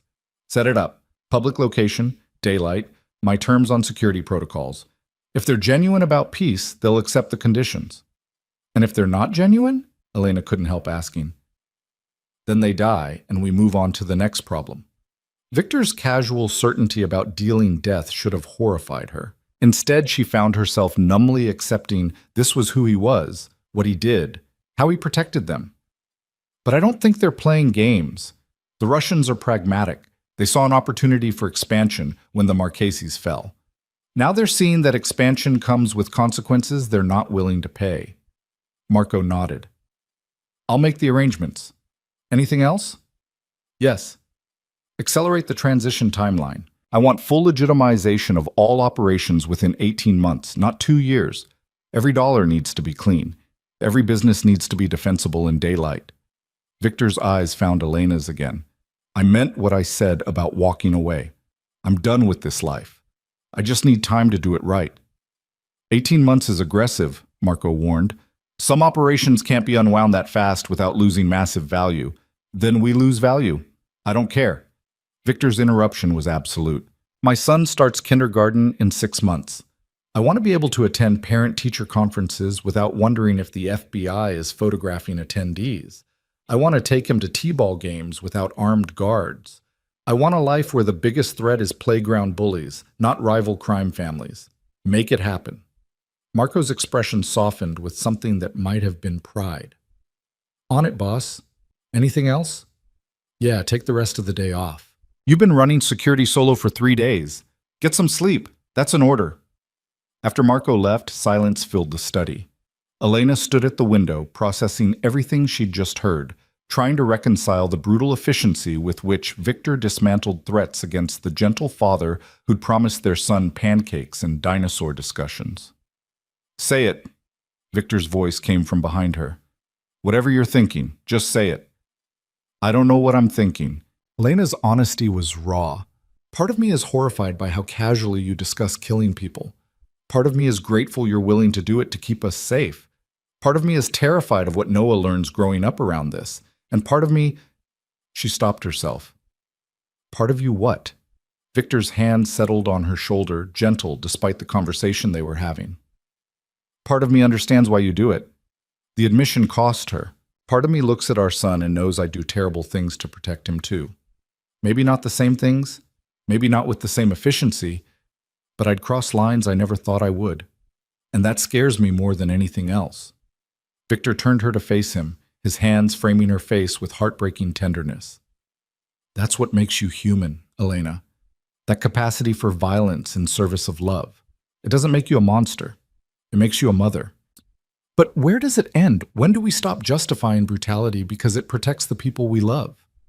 When the threats stop coming, when we've built enough walls, made enough examples, created enough fear that people know attacking us isn't worth the cost.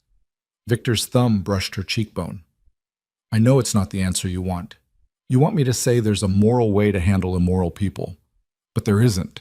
There's just survival, and the price we're willing to pay for it. Elena leaned into his touch despite herself. I hate that you're right. I hate that I'm right too. Victor's smile was sad. But I'd rather be right, and have you both safe than be noble and bury my family. That's the choice I'm making. The only choice I can make. They stood like that for a long moment, two people trying to find common ground in an impossible situation. Finally, Elena spoke. 18 months. You really think you can walk away in 18 months? I have to. For Noah. For you. For any chance we have at something resembling normal. Victor's conviction was absolute. I've spent 30 years building this empire. I can spend 18 months dismantling it if it means my son doesn't inherit my sins. And if your enemies don't let you walk away, then they become examples of why others should. Victor's certainty carried the weight of absolute power. But most will let me go. I've earned retirement. And the ones who don't, he shrugged with his good shoulder. Well, that's what the next 18 months are for. Making sure no one's stupid enough to try. A knock on the door interrupted them. Maria appeared, Noah beside her, both of them clearly having heard raised voices and come to investigate. Everything okay? Maria's question was pointed. The little one was worried about his parents fighting. Victor immediately dropped to one knee, ignoring the pain it caused. Hey, champion. Mama and I weren't fighting. We were just talking about grown-up stuff. Sometimes grown-ups talk loud when they're working through problems. It doesn't mean we're mad at each other. Noah studied them both seriously. Are you sure? 'Cause my friend Tommy's parents talked loud, and then his dad moved away. The innocent observation hit like a physical blow. Elena saw Victor flinch, saw the fear flash across his face that Noah might think he was leaving. I'm not going anywhere. Victor's promise was fierce. I told you we're a pack. Your mama and I are figuring out how to be the best pack we can be. That means sometimes we disagree or talk through hard stuff, but it doesn't mean anyone's leaving. Understand? Noah seemed satisfied, his attention already shifting. Can we see Comet now? You promised. I did promise. Victor stood with Elena's help, shot her a look that was equal parts apology and gratitude.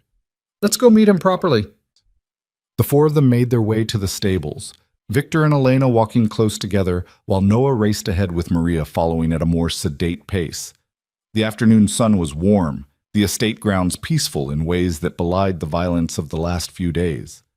At the stables, Victor introduced Noah to Comet with the patience of someone who genuinely loved teaching. He showed their son how to approach the young horse, how to read his body language, how to offer treats with a flat palm. Elena watched this lesson in respect and awareness, seeing how Victor's worldview translated even to animal interaction. Understand your environment, read the signals, approach with confidence, but never arrogance. He likes you. Victor's hand covered Noah's as they both stroked Comet's nose. Animals can sense good hearts. Comet knows you're gentle. Like Mama. Noah's observation was simple. She's gentle too. She is. That's where you get it from. Victor's eyes found Elena's over Noah's head, carrying weight that had nothing to do with horses and everything to do with the complicated dance they were navigating. You got my eyes and your mama's heart, best of both worlds. They spent the afternoon in surprising normalcy, teaching Noah about horses, walking the estate grounds, having dinner together as Maria fussed over Victor's injuries and insisted he actually rest. Noah fell asleep early, exhausted from the emotional roller coaster of the last few days, leaving Elena and Victor alone on the terrace as the sun set. Thank you. Victor's words broke the comfortable silence. For today. For letting me be his father. For not running when you had every reason to. I told you, there's nowhere to run to anymore. Elena's response was automatic but not entirely true. She could have run, could have taken Victor's money and new identities and disappeared. The fact that she'd stayed meant something she wasn't quite ready to examine. You could have run. You chose to stay. Victor's correction was gentle. There's a difference, and I'm grateful for it. Elena turned to face him, this complicated man who'd destroyed her world and rebuilt it in the same breath. What happens now? We just keep pretending this is normal? Keep building this weird family dynamic while you wage war on everyone who threatens us? We stop pretending and start building. Victor's hand found hers on the railing. We make decisions together. We set boundaries and expectations. We figure out what this family looks like when it's not running on crisis and adrenaline. And your world, the violence, the enemies, the constant threat, becomes background noise while I transition out. You and Noah are foreground. You're primary. Everything else is just logistics I'm handling. Victor pulled her closer, mindful of his injuries. I meant what I said about legitimizing everything, about walking away, about being the father Noah deserves and the partner you needed. Pretty words again, but Elena's protest was half-hearted. True words.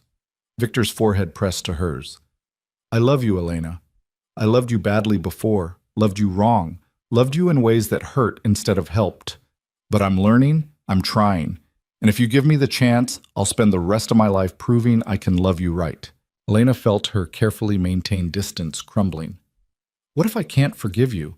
What if too much has happened, too much water under too many burned bridges? Then we build new bridges. Victor's acceptance was complete. We don't erase the past. We learn from it. We do better. We become people who deserve the family we're trying to build.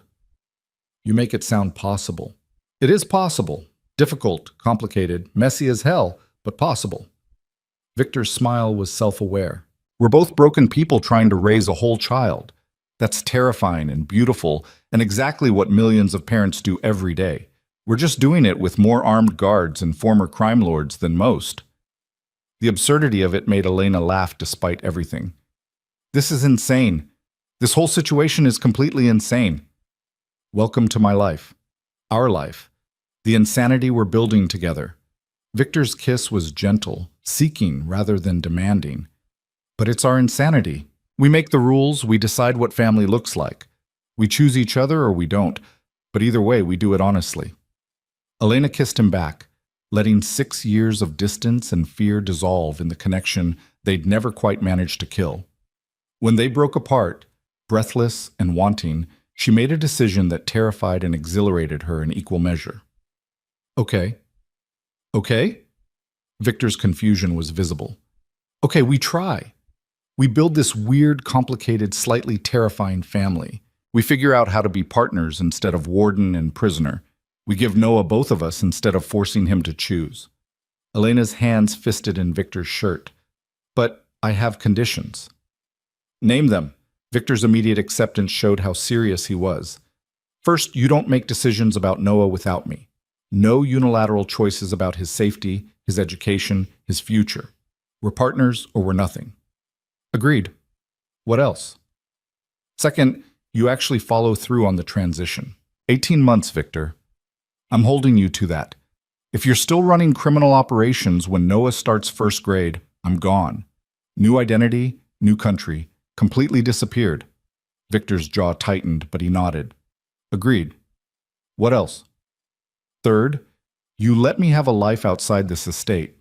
Friends, work, independence. I'm not your prisoner or your property. I'm your partner. That means I get autonomy. Elena's voice strengthened. I need to be more than just Noah's mother and your wife. I need to be me. What do you want to do? Victor's question held genuine curiosity. I don't know yet. Maybe finish my degree. Maybe start a foundation for women fleeing dangerous situations. I have experience there. Elena's smile was sharp. Maybe find a way to use your blood money for actual good in the world. I love that. Victor's enthusiasm was genuine. I love the idea of you taking everything ugly I've built and transforming it into something beautiful. That's exactly the kind of alchemy our family needs. Our family? Elena tested the words. That's still weird to say. Get used to it. Because we're building something here, Elena. Something imperfect and unconventional, but ours. Victor pulled her closer, his good arm solid around her waist. Noah gets both parents. You get partnership instead of prison. I get the family I never thought I deserved. We all get a second chance to do better than we did before. Over the next weeks, they fell into a rhythm that surprised Elena with its workability. Victor spent mornings with Noah, teaching him about horses, playing t-ball in the yard, building elaborate block towers that always ended in dramatic dinosaur attacks. Afternoons he spent on business calls and meetings, gradually dismantling the violent empire he'd built while Elena researched foundation structures and started planning the nonprofit that would channel his money into helping women escape exactly the situations she'd fled. Marco became a constant presence, part bodyguard, part uncle figure to Noah, always hovering in the background to ensure their safety. Maria ran the household with quiet efficiency, feeding them and fussing over them in equal measure. The guards rotated through their shifts with professional discretion, present but not intrusive. Elena watched Victor transform before her eyes. The brutal crime lord softened around their son, became patient and playful, and surprisingly gentle.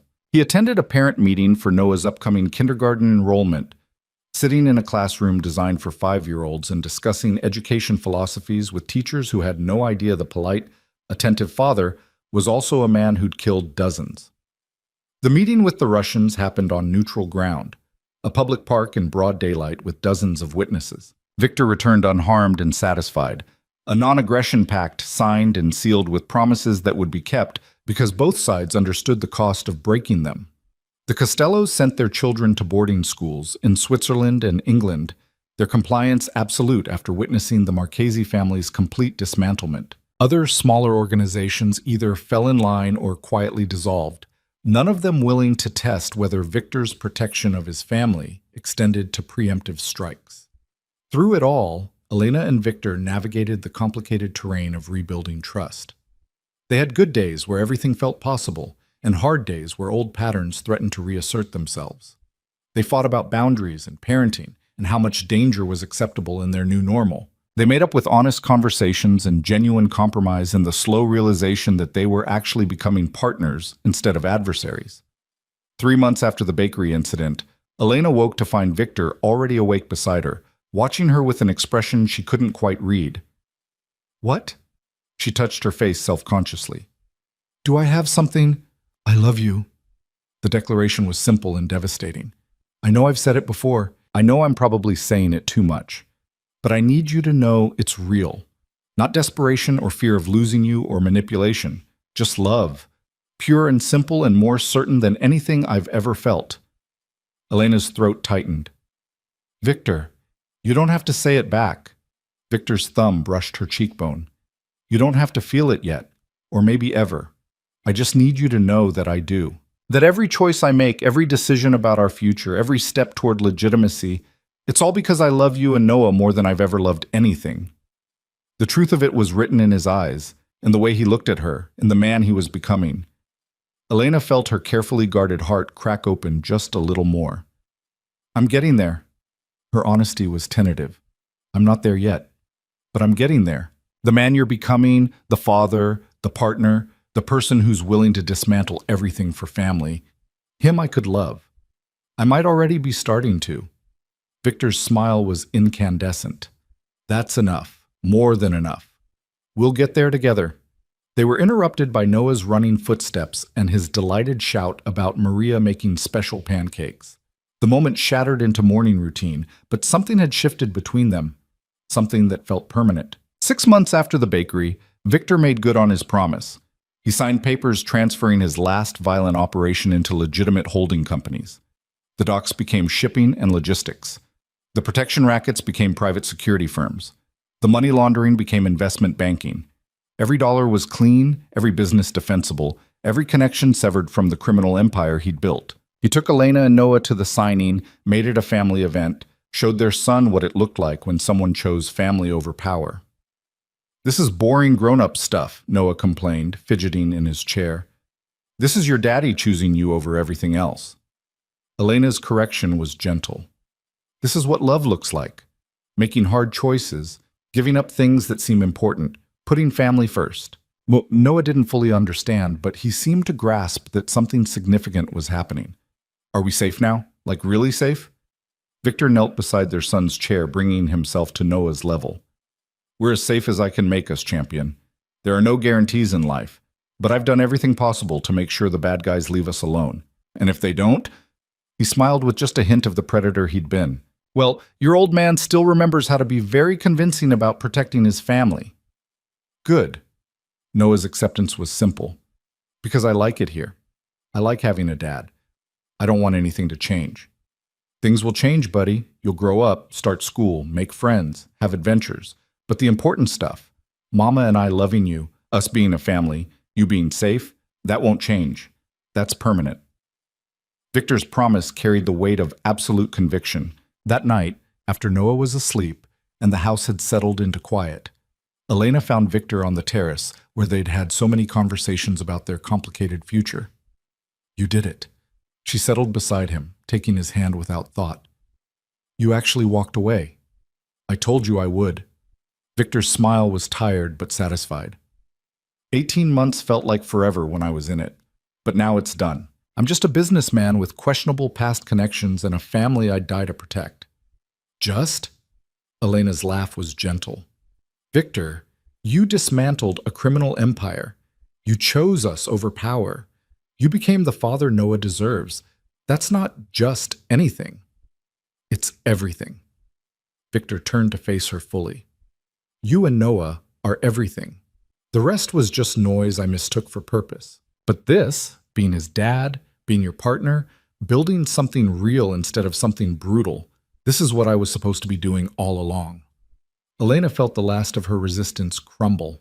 She'd spent 6 years running from this man, 6 months learning to trust him again, countless hours building the fragile thing that might become love. And looking at him now, exhausted and satisfied and completely committed to the family they'd created, she realized she'd already fallen. "I love you." The words came easier than expected. "I didn't want to. I fought against it. I told myself you were still the man I ran from. But you're not. You're different, better, and the man you've become, him I love. Completely, terrifyingly, without reservation." Victor's expression transformed, joy and relief, and something that looked like wonder flooding his features. "Say it again." "I love you." Elena's smile was tremulous. "I love you, and I'm choosing to stay. Not because I'm trapped or scared or have nowhere else to go, but because us, Noah, this weird, complicated family we're building, this is where I want to be." Victor pulled her into his arms, kissing her with desperate tenderness, years of longing and hope and fear dissolving into certainty. When they broke apart, both breathless, he pressed his forehead to hers. "Marry me. Again. Properly this time. With Noah standing beside us. With promises we actually keep and a future we build together." Victor's voice roughened with emotion. "Be my wife, my partner, my family. Choose me the way I choose you every single day." Elena felt tears threatening and didn't fight them. "Yes, but on one condition." "Anything." "We write our own vows. None of the traditional stuff about obeying or becoming one person. We promise to be partners, to choose each other, to fight for this family we're building." Elena's hands framed his face. "We promise to be better than we were, even when it's hard." "I can do that." Victor's smile was everything, promise and hope and absolute commitment. "I can be better. I can be worthy of you. I can be the husband you need and the father our son deserves. I promise you that, Elena. On everything I am and everything I'm trying to become." They stood together on the terrace as night deepened, two broken people who'd found each other twice now, building something imperfect but real from the wreckage of everything they'd survived. Inside, their son slept peacefully, unaware that his parents were pledging their lives to each other and to him. Around them, the estate settled into quiet, guards rotating through shifts that were becoming more routine and less necessary as Victor's enemies learned that threatening his family meant certain destruction. The wedding happened 3 months later in the estate gardens, small and intimate with only the people who mattered. Noah served as ring bearer with the seriousness of someone entrusted with critical mission. Maria cried through the entire ceremony.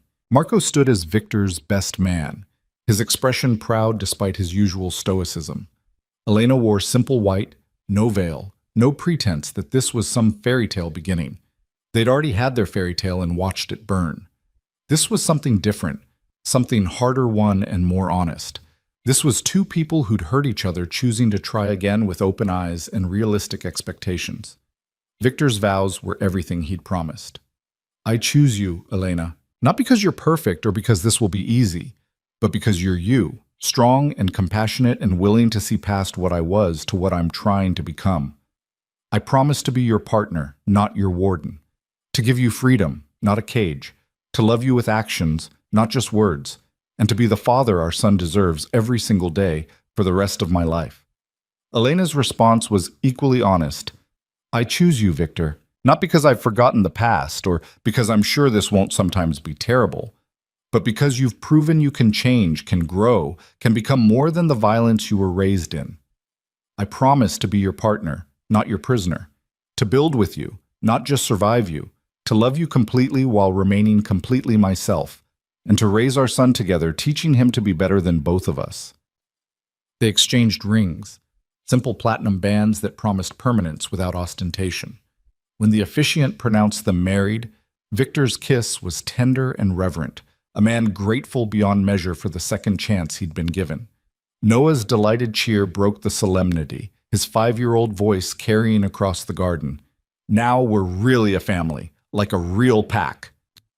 Victor swept their son into his arms, pulled Elena close with his other arm, held his entire world with the fierce protectiveness of someone who knew exactly how close he'd come to losing everything. "Yeah, champion, we're really a pack now. All 3 of us together, exactly how it's supposed to be." The reception was equally small. Good food, simple dancing, speeches from Marco and Maria that made everyone laugh and cry in equal measure. As the sun set and guests began filtering out, Elena found herself alone with Victor and Noah, the three of them sprawled on a blanket in the garden watching stars emerge. "Mama," Noah's sleepy voice drifted up. "Are you happy now?" The question hit deeper than a 5-year-old could possibly intend. Elena looked at her son, at the man who'd become her husband again, at the life they'd built from impossible circumstances. She thought about this bakery where it all started, the bullets that should have ended them, the choices that had led them here. "Yeah, baby, I'm happy." The truth of it settled over her like grace. "I'm really, truly happy." "Good," Noah yawned, already drifting towards sleep between his parents. "'Cause I'm happy too. I got a mama and a daddy and horses and everything." Victor's hand found Elena's across their son's sleeping form, fingers tangling together in the darkness. No words were necessary.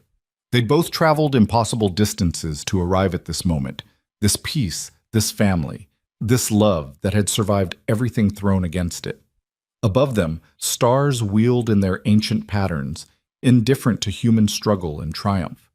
But here, in this garden with her family, Elena felt the weight of 6 years lift completely. She wasn't running anymore, wasn't hiding, wasn't living in fear of the past catching up or the future falling apart. She was staying, choosing, building something permanent from the broken pieces of everything they'd been.